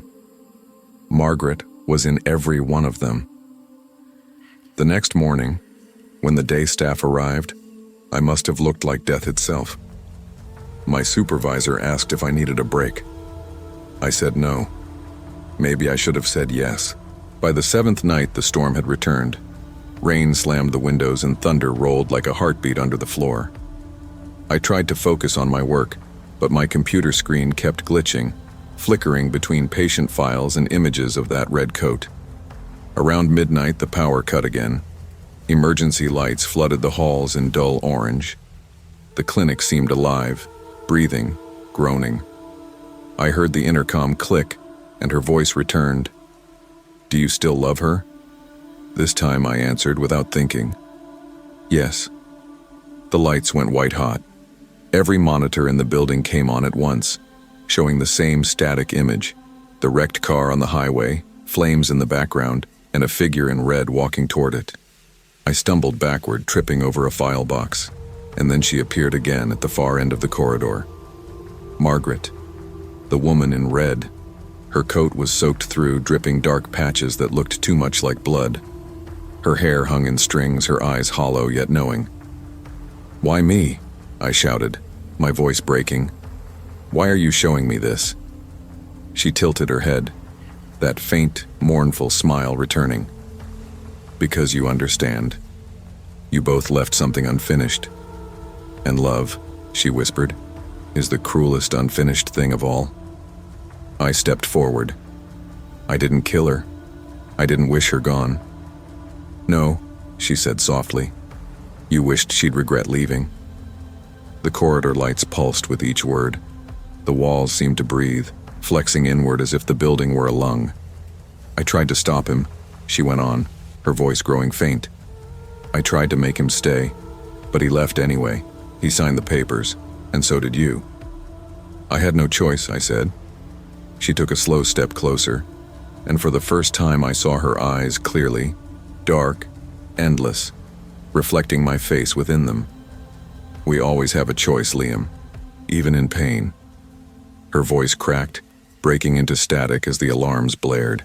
Red emergency lights bathed the hall, and for a moment, it looked as though her coat had merged with the glow. Then the sprinklers burst, showering everything in icy rain. I could barely see her now, but she raised her hand and pointed toward me.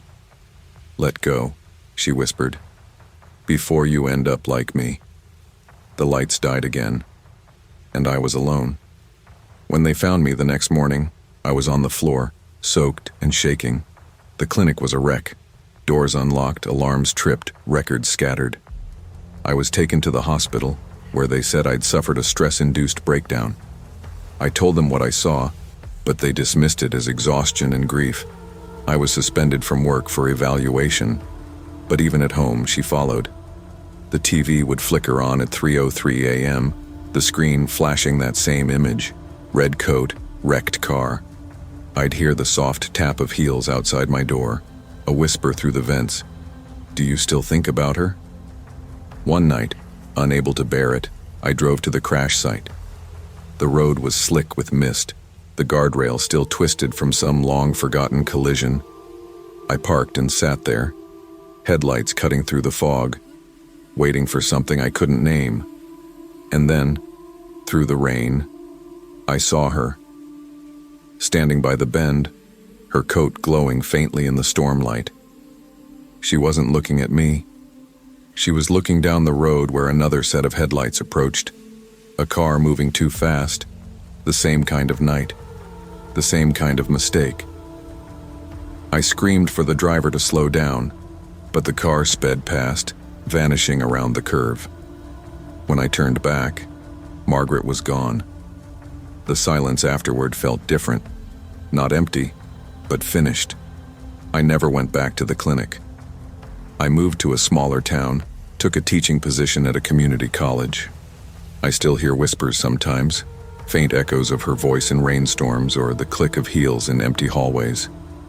But I've learned to let them pass. A few months ago, I received a package with no return address. Inside was that same photo of Elena and me. Only this time, someone had written across the back in neat, slanted handwriting, "Some ghosts just want to be remembered, not forgiven." I keep it in a drawer now, not out of fear, but respect. Because Margaret was right. We don't get to choose how love ends.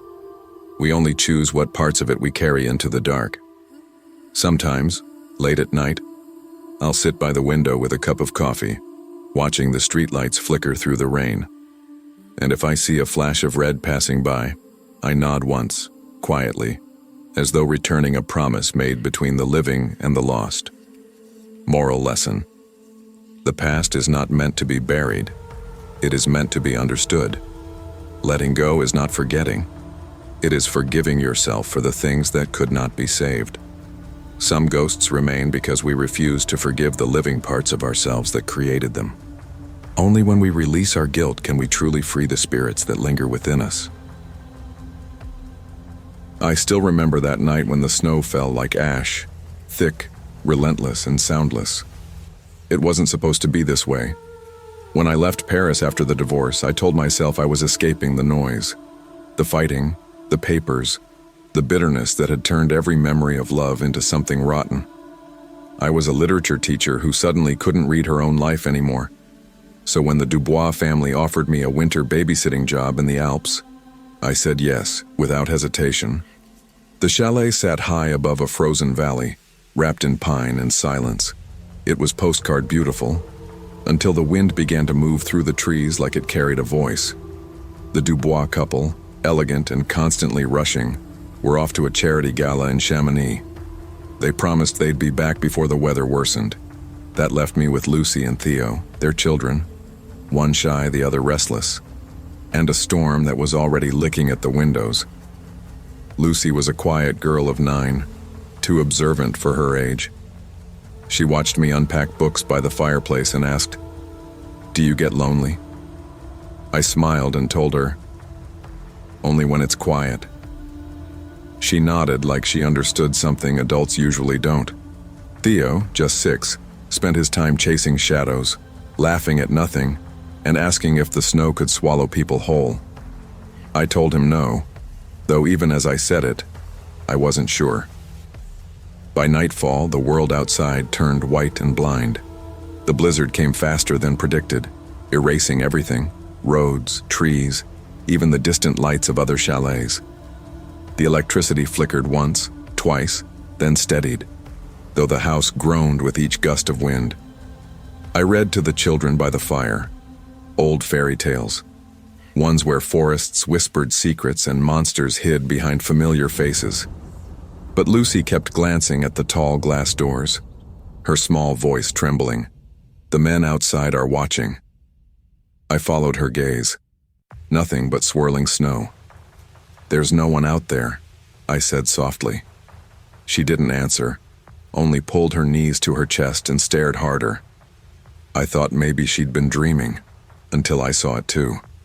A faint beam of light slicing through the storm. Then another. Flashlights, moving closer. My throat tightened. I told myself it could be the snow crew, men checking the roads or clearing driveways. But something in my gut twisted when the light stopped near the edge of the deck. Then came the sound, a pounding, heavy, deliberate, measured. Theo giggled, thinking it was a game. I pressed a finger to my lips. The pounding came again, followed by a man's voice. "We're with the snow crew. Roads are closing. We need shelter." It should have been a relief. But when I peered through the peephole, what I saw made my breath stop. 3 men stood there, their coats too clean for a storm that wild, their faces hidden behind ski masks and goggles. And in their hands, nothing. No shovels, no snow gear, nothing but empty gloves. Something was wrong. I backed away slowly, whispering to Lucy, "Take your brother. Stay quiet. Go to the cellar." She didn't ask questions. Maybe she heard the fear in my voice. The pounding grew louder, more violent. Glass cracked. The locks rattled. I herded the kids down the narrow stairs to the small wine cellar below the kitchen. Stone walls, cold air, and a reinforced door that looked like salvation. I shut it, locked it, and pressed my ear to the wood. Footsteps, laughter, the sound of glass shattering, then whispers, low, cruel, almost playful. One voice said something that froze me to my bones. "She's here. Isabelle Fournier." They knew my name. I clutched the children close, muffling their breathing beneath a blanket, trying not to move, not to exist. The storm outside screamed like the mountain itself was mourning. And above us, the house creaked with life as strangers walked its halls, dragging something metallic across the floor. I prayed they wouldn't find the door. Hours passed in silence, or maybe it was minutes. Time didn't exist in that cellar. Then, faintly, sirens. Blue light flickered against the snow beyond the narrow cellar window. I heard shouts, real ones this time, and the heavy boots of the gendarmerie. When they opened the door, the three men were already lying unconscious in the living room, frostbitten, delirious, babbling nonsense. They were part of a gang, the officers told me later, who broke into chalets during snowstorms when they thought no one was home. They said I was lucky, but luck didn't explain how they knew my name. When the police drove us down the mountain the next morning, the snow had buried everything. The driveway, the footprints, even the terror. I remember sitting in the back of that van, the children wrapped in blankets, their eyes fixed on the pale dawn. None of us spoke. The officer who drove, a kind man with tired eyes, said softly, "You're safe now."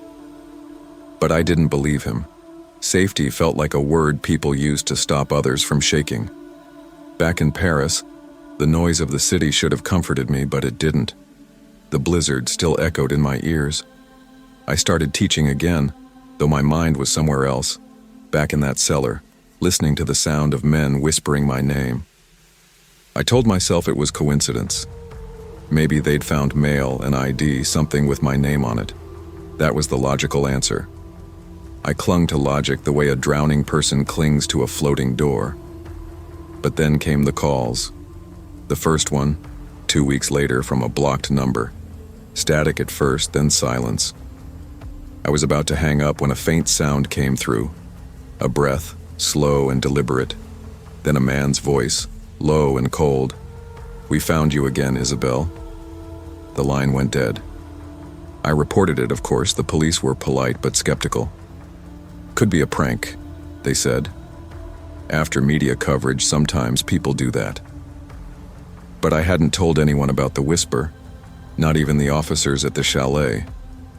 The next night, I woke to the sound of snow hitting my apartment window. Paris rarely snowed that time of year, but the flakes came down thick and slow, like the Alps had followed me home. I rose from bed and walked to the balcony. My apartment was on the 12th floor. No way anyone could be out there. But when I looked down, I saw it. Footprints in the snow. 2 sets, side by side, leading nowhere, ending right beneath my balcony. My stomach dropped. I pulled the curtains shut and called my ex-husband, Mark. We hadn't spoken civilly in months, but hearing his voice steadied me for a moment. "The kids still talk about that night," he said. "Lucy wakes up screaming sometimes. Theo keeps saying the men are back outside." My voice cracked. "Mark, where are you?" "At my place, of course. Why?" I swallowed hard. "Because there's snow here too, and footprints." He went quiet, then said, almost whispering, "There's no snow tonight." I froze. I turned back toward the window. The flakes had stopped midair, as if caught in invisible suspension. My breath fogged the glass. Behind it, faintly, I saw movement, a shadow shifting like someone walking along the balcony rail. But when I flung the curtains open again, nothing. Just the city asleep under a false calm.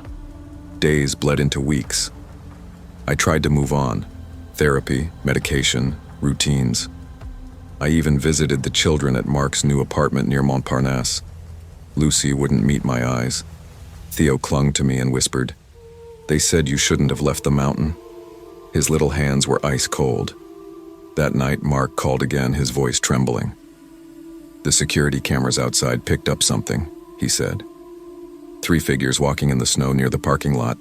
Their faces were covered, but one of them looked straight at the camera. "Isabel." He smiled.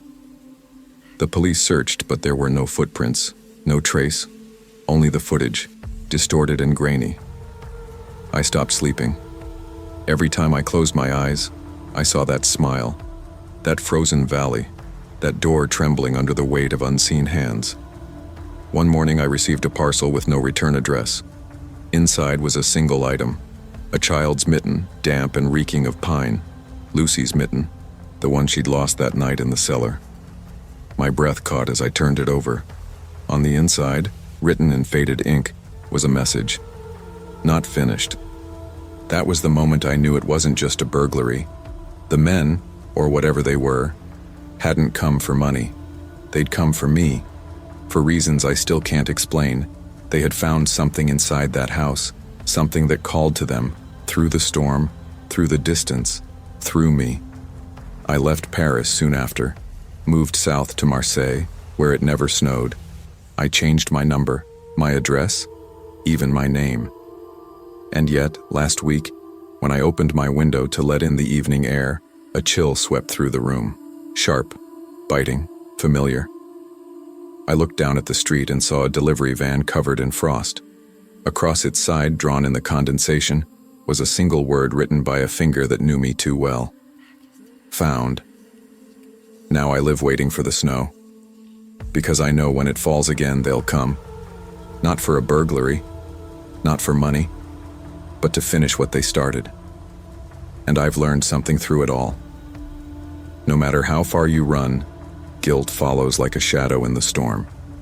It takes the shape of the things you fear most, sometimes as men with flashlights, sometimes as whispers in the snow. But it always finds you when you least expect it, and it never forgets your name. Moral: you can escape places, people, even pain, but never yourself. The ghosts that chase you are often the ones you create. I used to believe the worst kind of silence was the one that follows a slammed door. After my divorce from Matthias, I learned there's a deeper kind, the silence that fills a home when you've stopped expecting someone to come back. That silence had weight. It pressed against the walls of my new apartment on the outskirts of Berlin, where the fog hung low over the streets and the smell of cold metal drifted in from the industrial park nearby. Kai and I moved in just before winter, the kind of Berlin winter that eats at your bones. The apartment was small, 2 bedrooms, a kitchen, and a living space that looked emptier the more I tried to decorate it. I told myself minimalism was intentional, a clean start. But every bare corner was a reminder of what we'd lost. I freelanced as a graphic designer, often working late into the night. The deadlines didn't care that my life had cracked apart. Matthias lived only 2 tram stops away, but every exchange about Kai felt like a battle wrapped in civility. "We're doing what's best for him," he would say, but it always sounded like an accusation. That's when I hired Sienna Roth. A neighbor named Frau Engel recommended her, said she'd been a quiet, reliable girl. Sienna was in her early 20s with pale skin and light brown hair that always looked freshly brushed. She wore neutral clothes, spoke softly, and smiled like she was afraid to take up space. The first evening she arrived, Kai warmed to her instantly. Within a week, he laughed more. Within 2, he was sleeping through the night again. And for a while, so was I. It was the little things that started to unsettle me. A chair moved slightly off-center. The throw blanket folded in a way I never did it. Once, the photo of Kai and Matthias at the zoo had been placed face down on the shelf. I told myself I was imagining it. Stress, exhaustion, the usual ghosts of separation. But one night, as I was tucking Kai into bed, he said, "Sienna told me Daddy still loves you." The words hit harder than they should have. "What did she mean by that?" I asked, keeping my voice light. He shrugged. "She said sometimes grown-ups lie to themselves." I stared at him, trying to find where that came from, but he was already yawning. When I mentioned it to Sienna the next day, she smiled faintly and said, "Kids repeat things differently. I only meant love doesn't just disappear."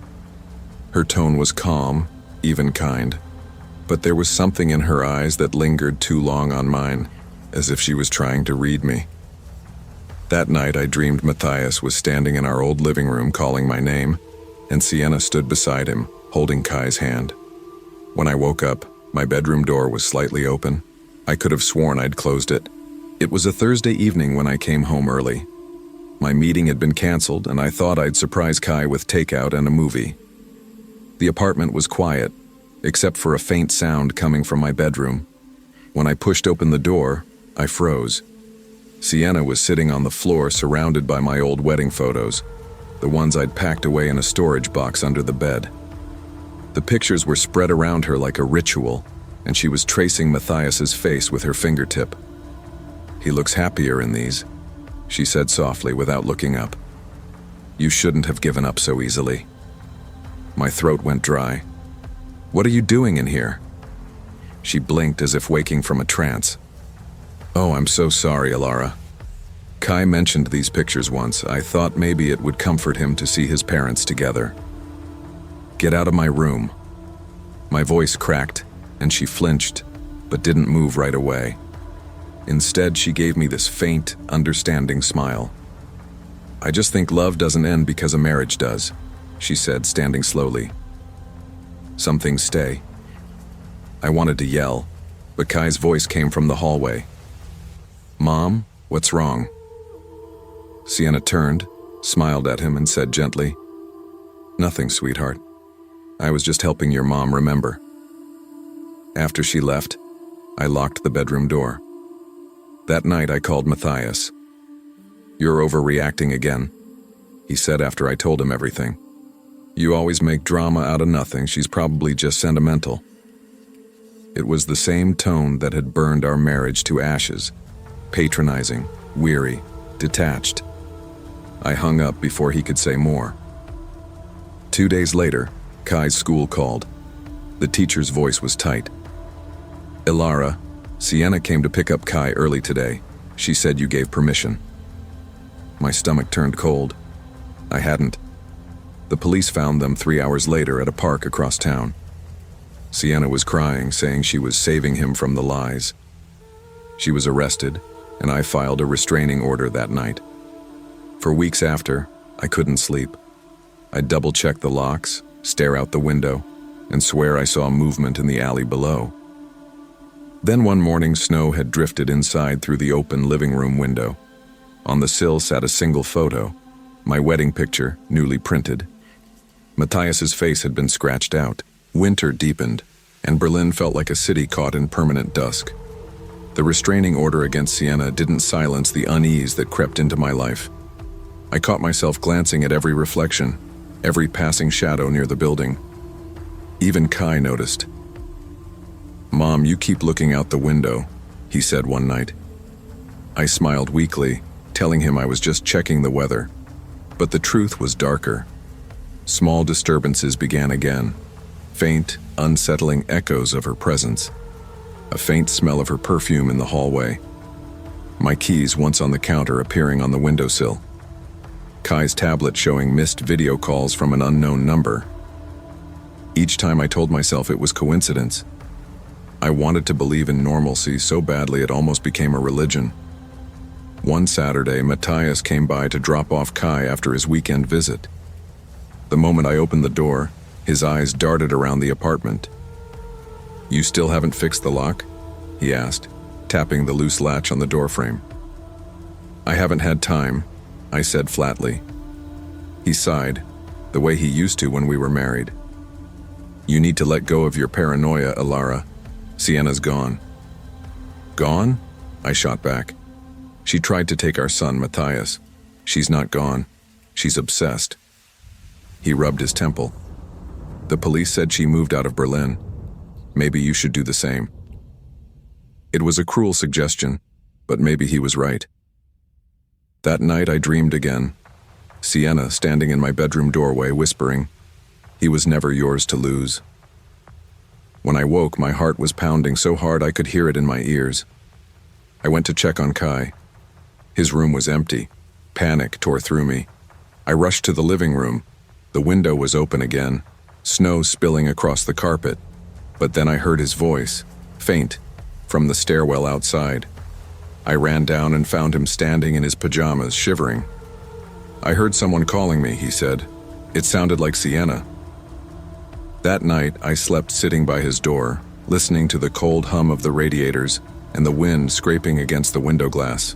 Weeks passed, and I convinced myself it was over. The police increased patrols near the building, and Matthias finally replaced the locks himself. For a brief stretch, life steadied. Kai went back to school, and I started working again, long nights filled with deadlines and coffee instead of dread. Then one evening, Matthias called. His voice was tight, almost guilty. "Ilara, I think we should talk in person." I drove to his flat, a modest apartment near Charlottenburg. The streets glistened with thawing snow. When I walked inside, I noticed it immediately. A red scarf hanging on the coat rack by the door. I hadn't seen it in months, but I recognized it instantly. Sienna's. "Where did you get that?" I asked, my voice shaking. Matthias froze. "She came by," he admitted finally. "Said she wanted to apologize. Said she needed to talk about you. She seemed fragile. I didn't want to make it worse." "You let her in?" "Ilara, she's not dangerous. She took our son Matthias. She broke into my home." He looked away, shame coloring his face. "She said she loved him. She said she loved us, in a way." My stomach turned. I didn't wait for another word. I left, slamming the door behind me, and the image of that red scarf burned in my mind all the way home. That night, as I tucked Kai into bed, he asked, "Mom, do you think Sienna misses us?" I froze. "Why would you ask that?" He hesitated. "Because she said she'd see us again soon." I sat on the edge of his bed trying to smile, but my hands trembled so badly I had to clasp them together. The last night began quietly, the kind of quiet that makes you uneasy without knowing why. I was at my desk, finishing a project, when the lights flickered. The radiator hissed and went still. The whole apartment fell into that familiar, heavy silence. Then, from Kai's room, a soft creak. I stood and walked down the hallway. His door was open, swaying slightly. The window curtains fluttered in the freezing air. "Kai?" No answer. When I stepped into the room, I saw his bed. Empty. My breath caught in my throat. On his pillow lay a folded piece of paper. My hands shook as I opened it. It was a printed photo. Me and Matthias on our wedding day. But someone had cut out Sienna's face from another picture and taped it over mine. Outside, faint footsteps echoed on the icy street. I ran to the window, heart hammering, and saw a shadow. A tall figure, coat flaring in the wind, leading a smaller one by the hand. I threw on my jacket and bolted downstairs, calling for my son. My voice echoed through the courtyard, but the street was empty. The next morning, the police found Kai 2 blocks away, sitting on a bench by the river. He was unharmed, but he kept saying the same thing. She said she was fixing everything. She said Daddy loved her first. Sienna was gone. No trace of her. Months passed. Spring crept into the city, bringing pale sunlight and blooming linden trees. Matthias and I started communicating again cautiously, mostly for Kai's sake. One evening, I visited his flat to drop off some of Kai's things. The air felt strange the moment I stepped inside, familiar and cold. Then I saw it. On the table near the door, a photograph. The same wedding picture with Sienna's face taped over mine. Matthias looked startled when I saw it. He tried to speak, but no words came. That night I couldn't sleep. I dreamed again of her voice when whispering the same phrase. He was never yours to lose. When I woke up, Kai's bedroom window was open, curtains billowing in the early dawn light. Outside, faint footprints led into the street, vanishing into the fog. I ran to the window and screamed his name, but only the echo answered. Moral lesson. Trust is fragile, and the wounds of betrayal often hide behind the gentlest smiles. In the ruins of broken love, the past can become a haunting, not from ghosts, but from people who can't let go. True healing begins only when we stop seeking comfort in what once destroyed us. The smell hit me first. Sour rot mixed with something sweet, like lavender trying to cover decay. The room was dim, the only light coming from a flickering lamp beside the enormous waterbed in the center. The plastic surface shimmered, dark and viscous, and beneath it, something moved. A pale outline pressed upward, stretching the translucent layer. A face, eyes closed, mouth open in a silent scream. I stumbled back, gasping, as the shape rippled and sank again. The waterbed heaved once, twice, then went still. And from somewhere deep inside it came a single, wet exhale. I don't remember dropping the lamp, only the shattering sound that followed. The bulb went out, plunging the room into a dim, amber gloom. I ran to the door, slamming it behind me, chest heaving. My trembling fingers barely managed to dial emergency services. I could barely explain what I'd seen. Only the words body and waterbed seemed to leave my mouth. The police arrived within 20 minutes. 2 officers and a detective in a beige trench coat came up the stairs while I stood shivering in the hall. They didn't say much, just broke the lock and stepped inside. The air that drifted out made one of them gag. The next sound was unforgettable, the hiss of a knife cutting through vinyl, followed by a wet collapse as water gushed across the floor. Then, the detective's voice, low and grim. "Get the coroner up here." When they drained the bed completely, I saw it. A man's body, bloated and pale, tangled in sheets that had discolored with time. His face was distorted but unmistakably human. He'd been trapped under that plastic membrane for months. The detective looked over at me and asked, "You said you're the babysitter?" I nodded numbly. Sabine told me not to go in there. He glanced toward the photos on the hallway wall, the ones with the faces cut out. "That's him, her husband, reported missing last spring." I couldn't speak. My throat felt like it was closing. Sabine came home while the police were still there. She didn't ask questions, didn't scream, didn't even cry. She just stood in the doorway, her umbrella dripping rainwater onto the floor. The detective approached her carefully. "Mrs. Vandermeer, we've recovered a body from your bedroom," he said. Her expression didn't change. "He was never supposed to surface," she said softly. "He always wanted to float away." The words chilled me more than the rain outside. She turned her eyes toward the ceiling, then looked at me. "He was suffocating us both," she whispered, almost to herself. "Now maybe he'll let go." They handcuffed her gently, leading her away as Lena was carried out in the arms of a social worker. The little girl's face was pale and unreadable. She didn't look at me once. After that night, I stayed at a cheap hotel near Dam Square. I couldn't go back to that house. Every sound, the dripping faucet, the hum of the radiator, twisted into something sinister. The police asked me to give a statement, and I did, though my voice shook the entire time.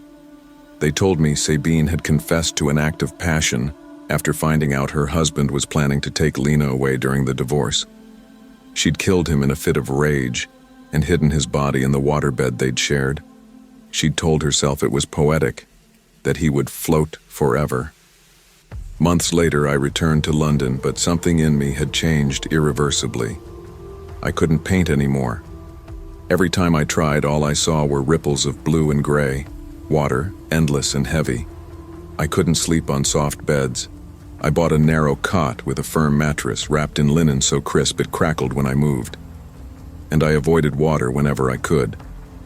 Baths became showers, long and cold. I never swam again. But the worst part came at night.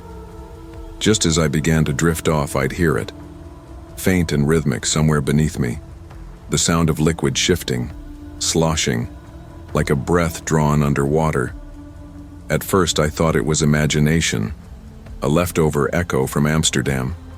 But one night, as I lay in darkness, I heard another sound, the low, wet creak of a bed moving under unseen weight. I sat up, heart pounding. "Jenna!" The whisper came from below, muffled but distinct. I leapt to my feet, flicked on the light, and tore the sheets off the bed. Nothing, just a plain mattress, dry and ordinary. But my pulse didn't slow. I slept on the floor after that, lights on, every sound amplified. It's been over a year now, and still, I wake up some nights convinced I can hear the water again. That same slow rhythm, that same heavy breath. Sometimes I wonder if it's guilt that's haunting me, or if part of that house came home with me. Because some nights, when the silence stretches too long, I swear I hear the whisper again right next to my ear. "Don't let me sink." And the sound begins all over, the soft, unending slosh of something that refuses to stay buried. Moral lesson. Some secrets once submerged never truly drown. The deeper we try to hide the truth, the more violently it resurfaces, and sometimes it carries us down with it. I remember the night I signed the divorce papers like a snapshot burnt into my mind. My hand trembling, pen scraping across the last page, my breath catching in the stillness of that lawyer's office. 7 years of marriage gone in a quiet stroke of ink. My husband, Mark, didn't look up once. He'd already moved on, or maybe he'd checked out long before I noticed. I walked out that night into the cool London drizzle, my reflection swimming in every passing window, feeling both invisible and exposed. A month later, I was living out of a rented studio that smelled of paint thinner and stale tea. The photography gigs had dried up. The galleries that once showcased my work no longer returned my calls. Divorce, I learned, stains more than your reputation. It stains your confidence. I was running low on cash, low on sleep, and dangerously close to selling my camera. That's when I saw the ad. Live-in sitter needed for 1 child. Quiet, professional home. Excellent pay. Privacy essential. The interview was held in Waverly Hills, a well-to-do area just outside London. The neighborhood looked like a postcard, long driveways, tall hedges, homes that gleamed like art museums. Daniel and Iris Gray met me at the door of their glass and concrete mansion, both smiling with identical precision. Iris was elegant, too polished for comfort, her every movement rehearsed. Daniel stood behind her, hands clasped, saying little but watching everything. They introduced me to Leo, their 7-year-old boy. He was small, fair-haired, with a quiet sadness in his eyes. He clung to a worn teddy bear, his gaze fixed on the floor. When I knelt down to say hello, he murmured something I barely caught. "The lady in the glass doesn't like visitors." I smiled nervously and asked who she was, but Iris quickly interrupted. "He's imaginative," she said smoothly. "Children make things up when they're lonely." Before leaving me to settle in, Iris offered one last rule, her tone sharp beneath the politeness. "We value privacy, Chloe. No one is to be let inside, not even delivery people, understand?" I nodded, though something inside me twisted. The house itself was unnervingly perfect. Minimalist furniture, white walls, spotless floors, mirrors covered with thin gauze sheets. Iris explained that the gauze helped Leo sleep better, something about reflections being too stimulating. The smart home system adjusted the lights and temperature automatically, so silent it felt alive. I tried to shake the unease by focusing on my work. I edited photos in the evenings, listening to Leo hum quietly upstairs. But that first night, while reviewing shots on my laptop, I caught something strange. In the reflection of the sliding glass doors, a pale face hovered behind me, just for a second. I turned around fast, but the room was empty. My pulse pounded. I told myself it was exhaustion, maybe a reflection from outside. Still, I couldn't shake the image. The next evening, Leo wouldn't come down for dinner. I found him sitting cross-legged on the floor, his teddy bear in his lap. "She was watching you last night," he said softly. "The lady in the glass. She doesn't like when you look back." I laughed uneasily, trying to keep things light. "Maybe she's your reflection, huh?" He shook his head. "She was here before Iris." That night, I couldn't sleep. The house made faint mechanical noises, hums, clicks, almost like breathing. When I closed my eyes, I saw that face again, pale and motionless just beyond the glass. The following afternoon, it rained hard, thunder rolling over the hills. I was making tea when a frantic knock startled me. I froze. Through the frosted glass, a woman's silhouette moved, trembling, drenched in rain. She pressed a photo against the pane. "Please, please open up. I'm Leo's mother." My stomach dropped. "Leo's mother?" Before I could react, Daniel's voice came from the hallway, calm but sharp. "Everything all right, Chloe?" The woman outside banged harder. "Those people aren't who they say they are. His name is Oliver." I remembered Iris's words. Don't open the door for anyone. My hand hovered over the latch. Daniel stepped closer, his face too composed, his eyes too still. Then a black van screeched to a halt outside. 2 men dragged the screaming woman away as if they'd been waiting. Rain swallowed her voice. Daniel turned to me, smiling faintly. Some people can't let go of the past.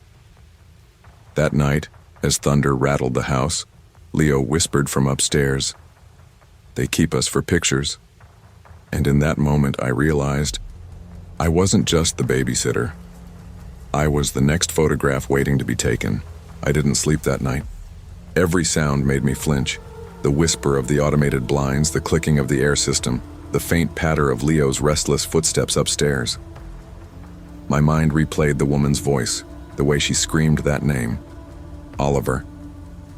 I kept wondering if I should have opened the door, called the police, done something other than stand frozen while a child's mother was dragged into a van.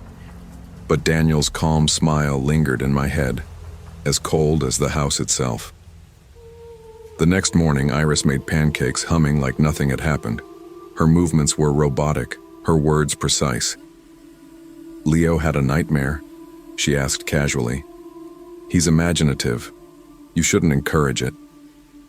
I wanted to ask her about the woman, about the van, about why Leo called her the lady in the glass, but the way Iris looked at me silenced everything. She didn't blink much. Her lips curved in a smile that never reached her eyes. When they left for the day, saying they'd be handling business in the city, I finally gathered the courage to check Leo's room properly. He was sitting at his desk, coloring quietly.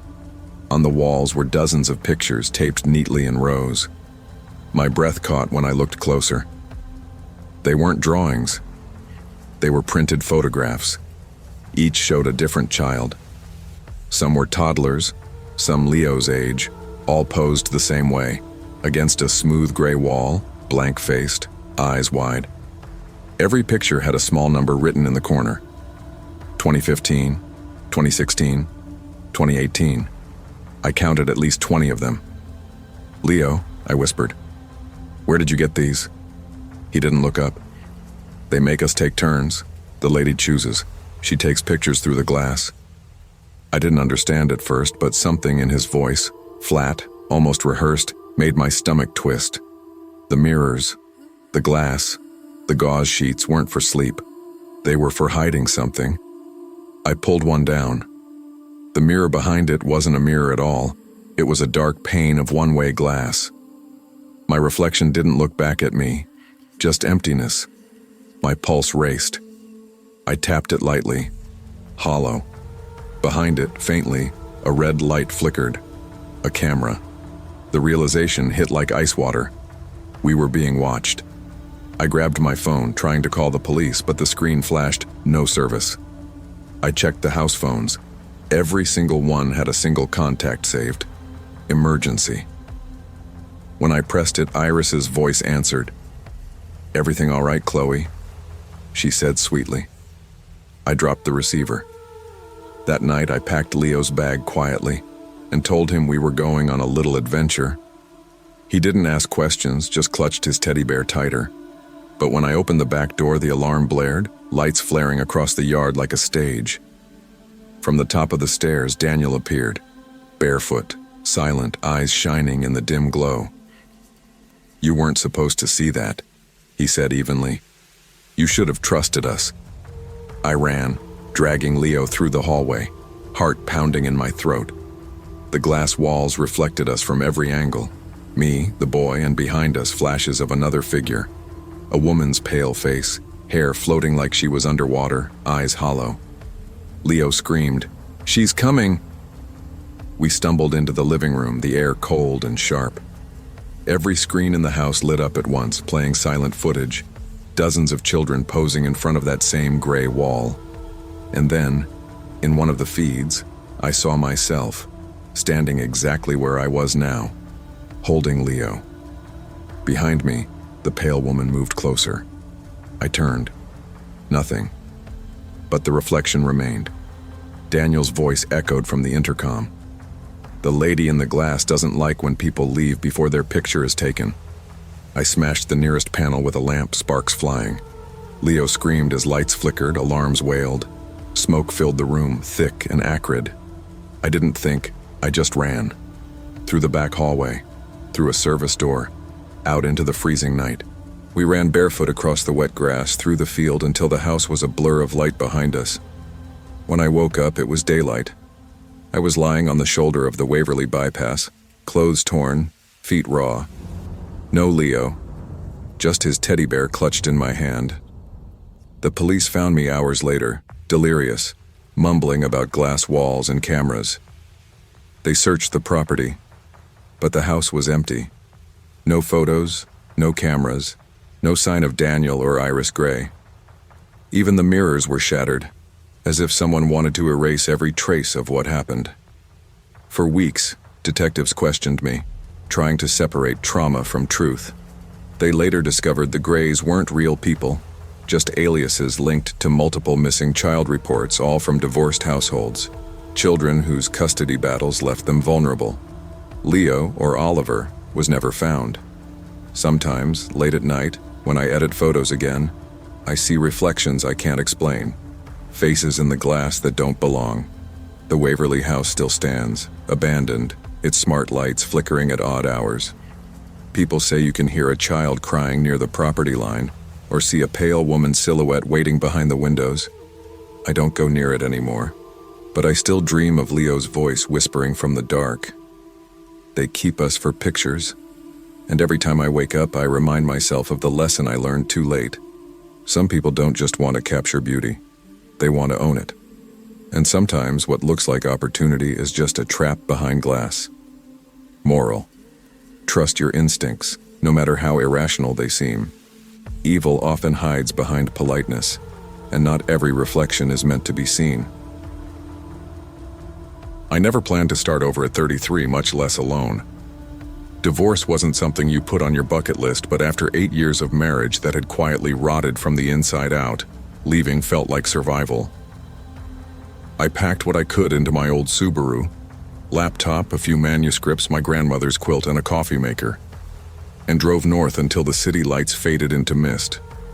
Camden, Maine, looked like the kind of place that could hold still long enough for a person to breathe again.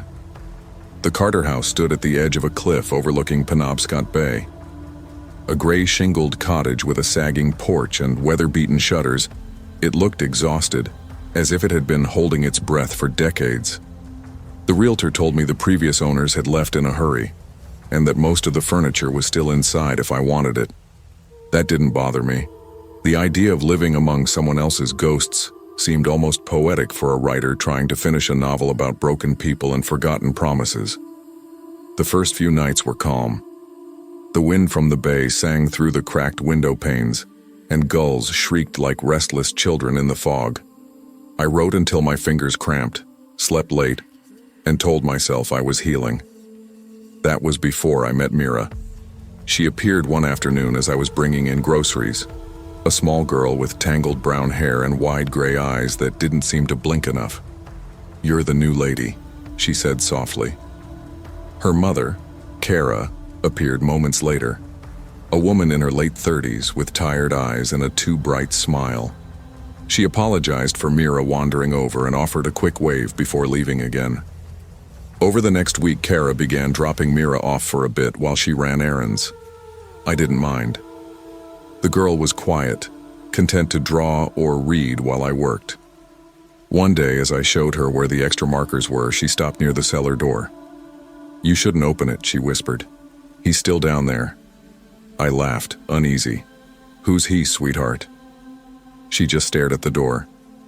"The man who made them leave." That night I couldn't shake her words. The floorboards creaked like something shifting underneath, and once, while half asleep, I swore I heard whispering through the vent, my name, drawn out and low. I blamed the wind, the house settling, maybe my own nerves. Divorce and isolation make you hear things.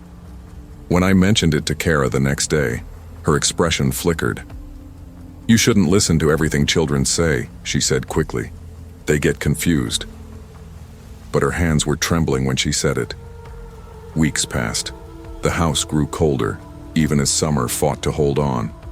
Dampness clung to everything, and sometimes a metallic smell, faintly of rust or blood, seeped from the basement door. I wrote less and dreamed more.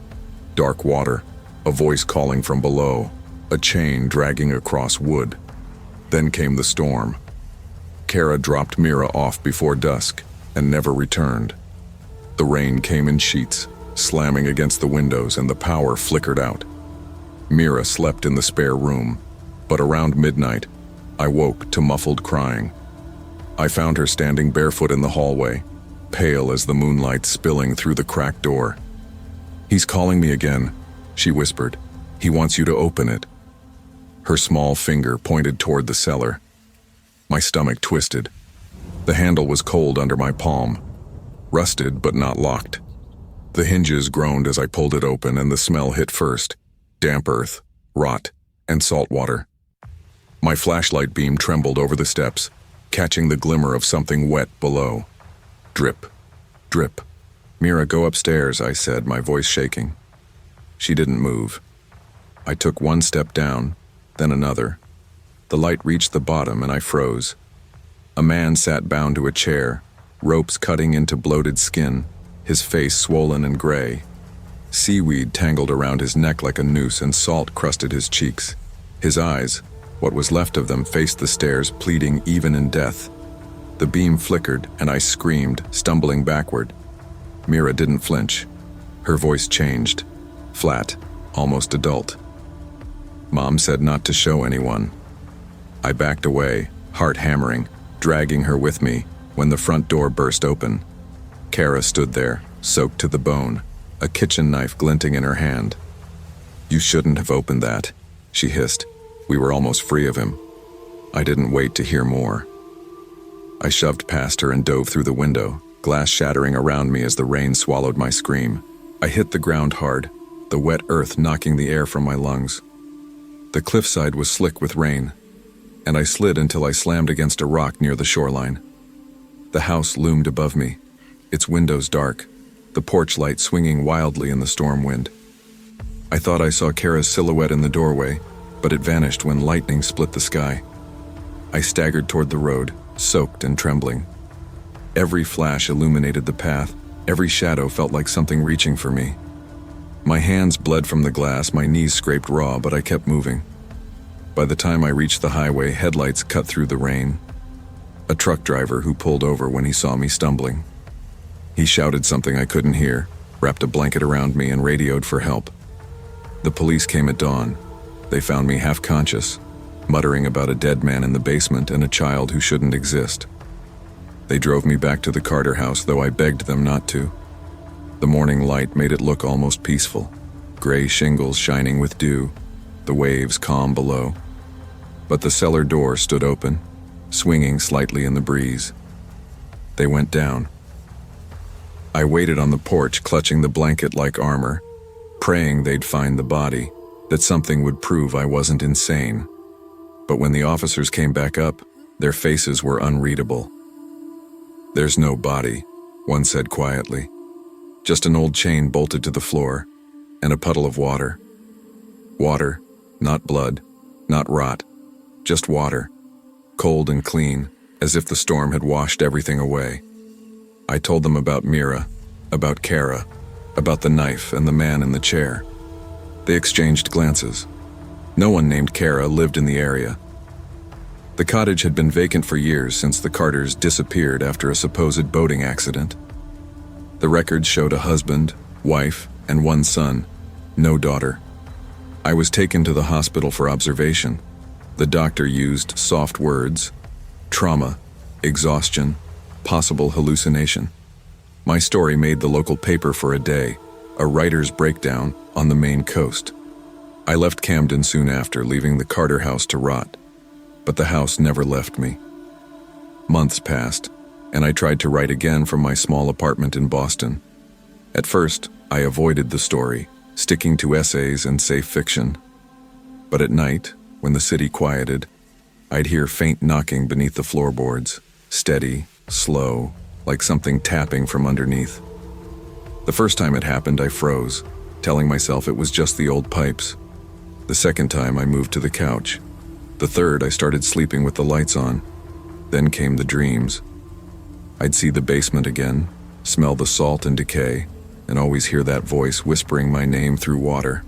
When I looked down, my hands were soaked, dripping brine. And behind me, in the reflection of a dark window, Mira would stand, her eyes hollow, her voice calm. "You opened the door," she'd say.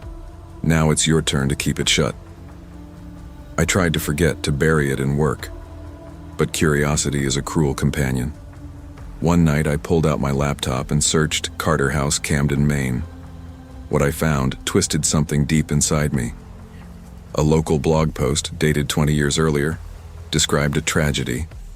Richard Carter, a fisherman, drowned his business partner in the basement during a storm after discovering an affair between the man and his wife. The wife fled with their young daughter but never made it far.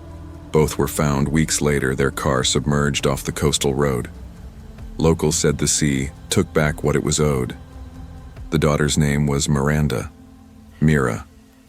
I stared at the screen, my blood turning to ice. I hadn't imagined her. I'd spoken to a ghost or something older, still waiting in that damp cellar. I shut the laptop and sat in silence, feeling the apartment grow colder around me. Somewhere beneath the floor, the knocking began again. I didn't go back to Camden, though sometimes I dream of the house sitting alone on that cliff, the porch caving, the sea gnawing at its edge. I imagine the basement filling slowly with water, the chain rusting away, until nothing remains to bind whatever's down there. But deep down, I know that's not how it ends, because sometimes when I'm alone and the wind rattles the glass, I hear a whisper that isn't the wind at all. "Don't open it again, Hannah. Not yet." And I realized the basement never really stayed in Maine. It came with me, waiting, patient, beneath every floor I've called home since. Moral lesson. Some doors are closed for a reason. Curiosity can heal or destroy, and sometimes the truth we dig for is a grave best left untouched. The past doesn't always stay buried. It waits for someone foolish enough to open it again. I had been staring at my own reflection for far too long when I realized how much I hated mirrors. Maybe it was because they never showed the truth. Not really. A man could lose everything and still see himself standing, breathing, pretending that he hadn't already drowned from the inside out. That's what it felt like after the divorce. The lawyers, the custody hearings, the quiet spaces in my apartment that used to be filled with Hannah's laughter. They'd all left me hollow. When I finally moved into that high-rise on the 27th floor, I told myself it was a new start. The kind you earn after losing everything worth keeping. Tokyo at night looked like a pulse, neon veins running through black glass, the sound of rain and traffic merging into one restless heartbeat.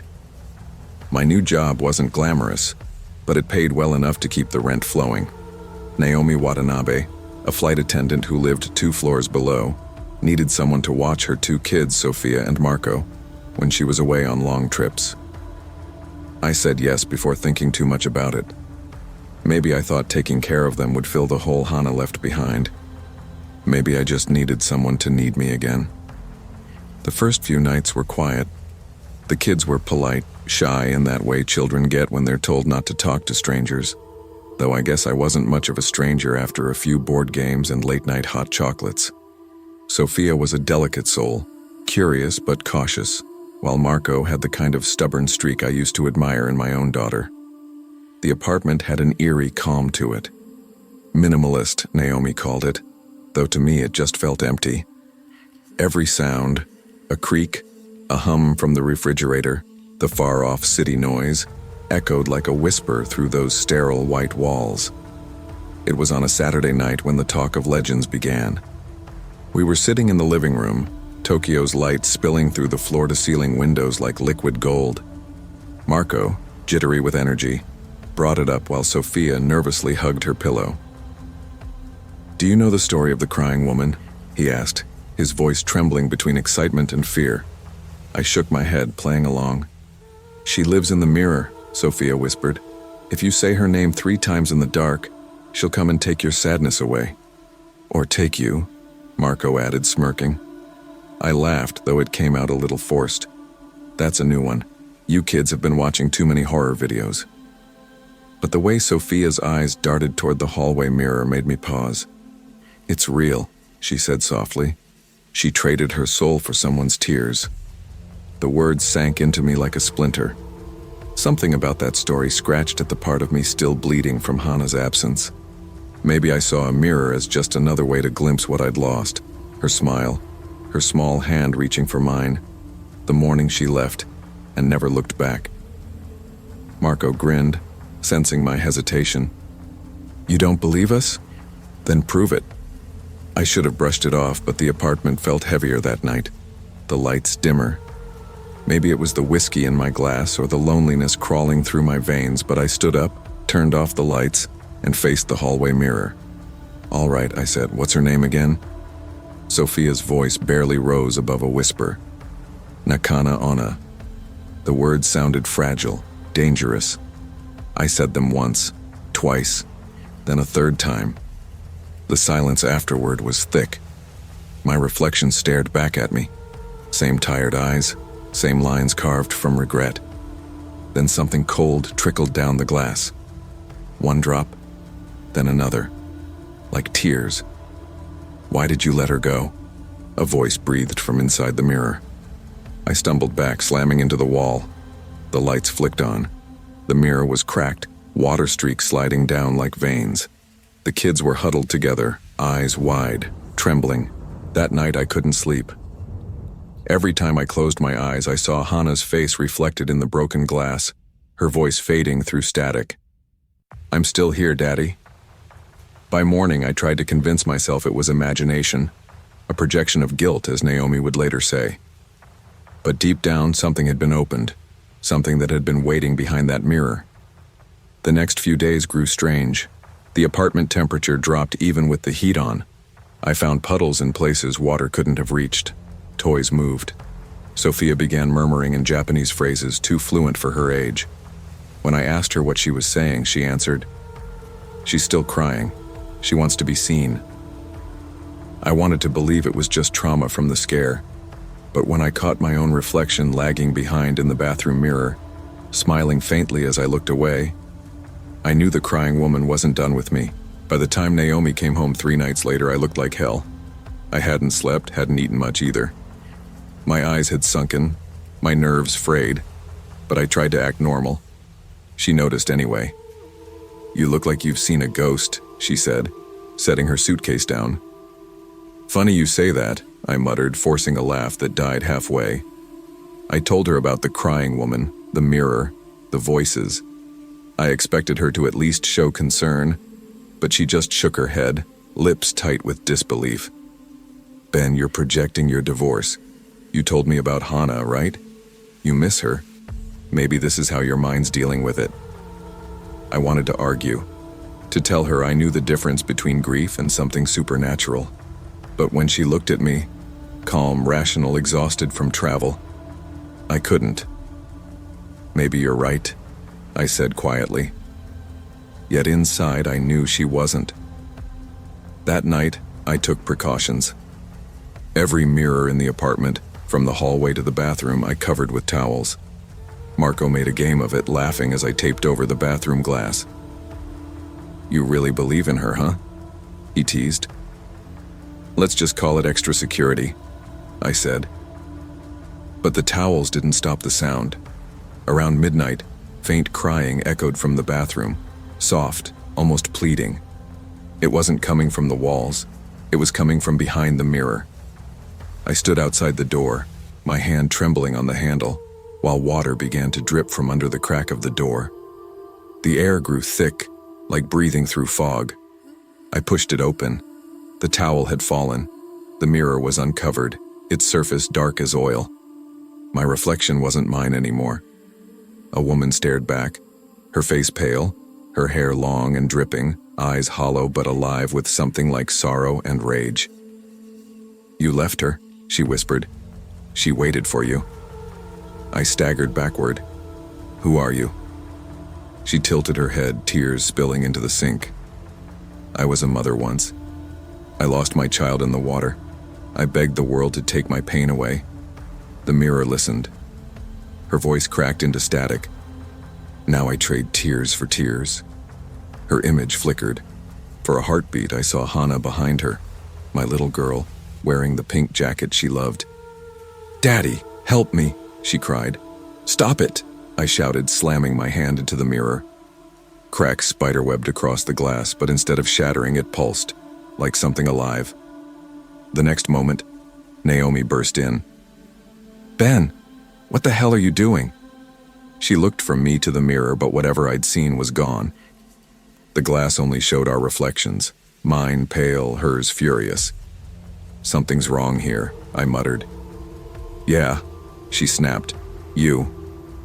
She took the kids into her room, locking the door. I sat on the couch till dawn, shaking, haunted by the dripping sound that never stopped.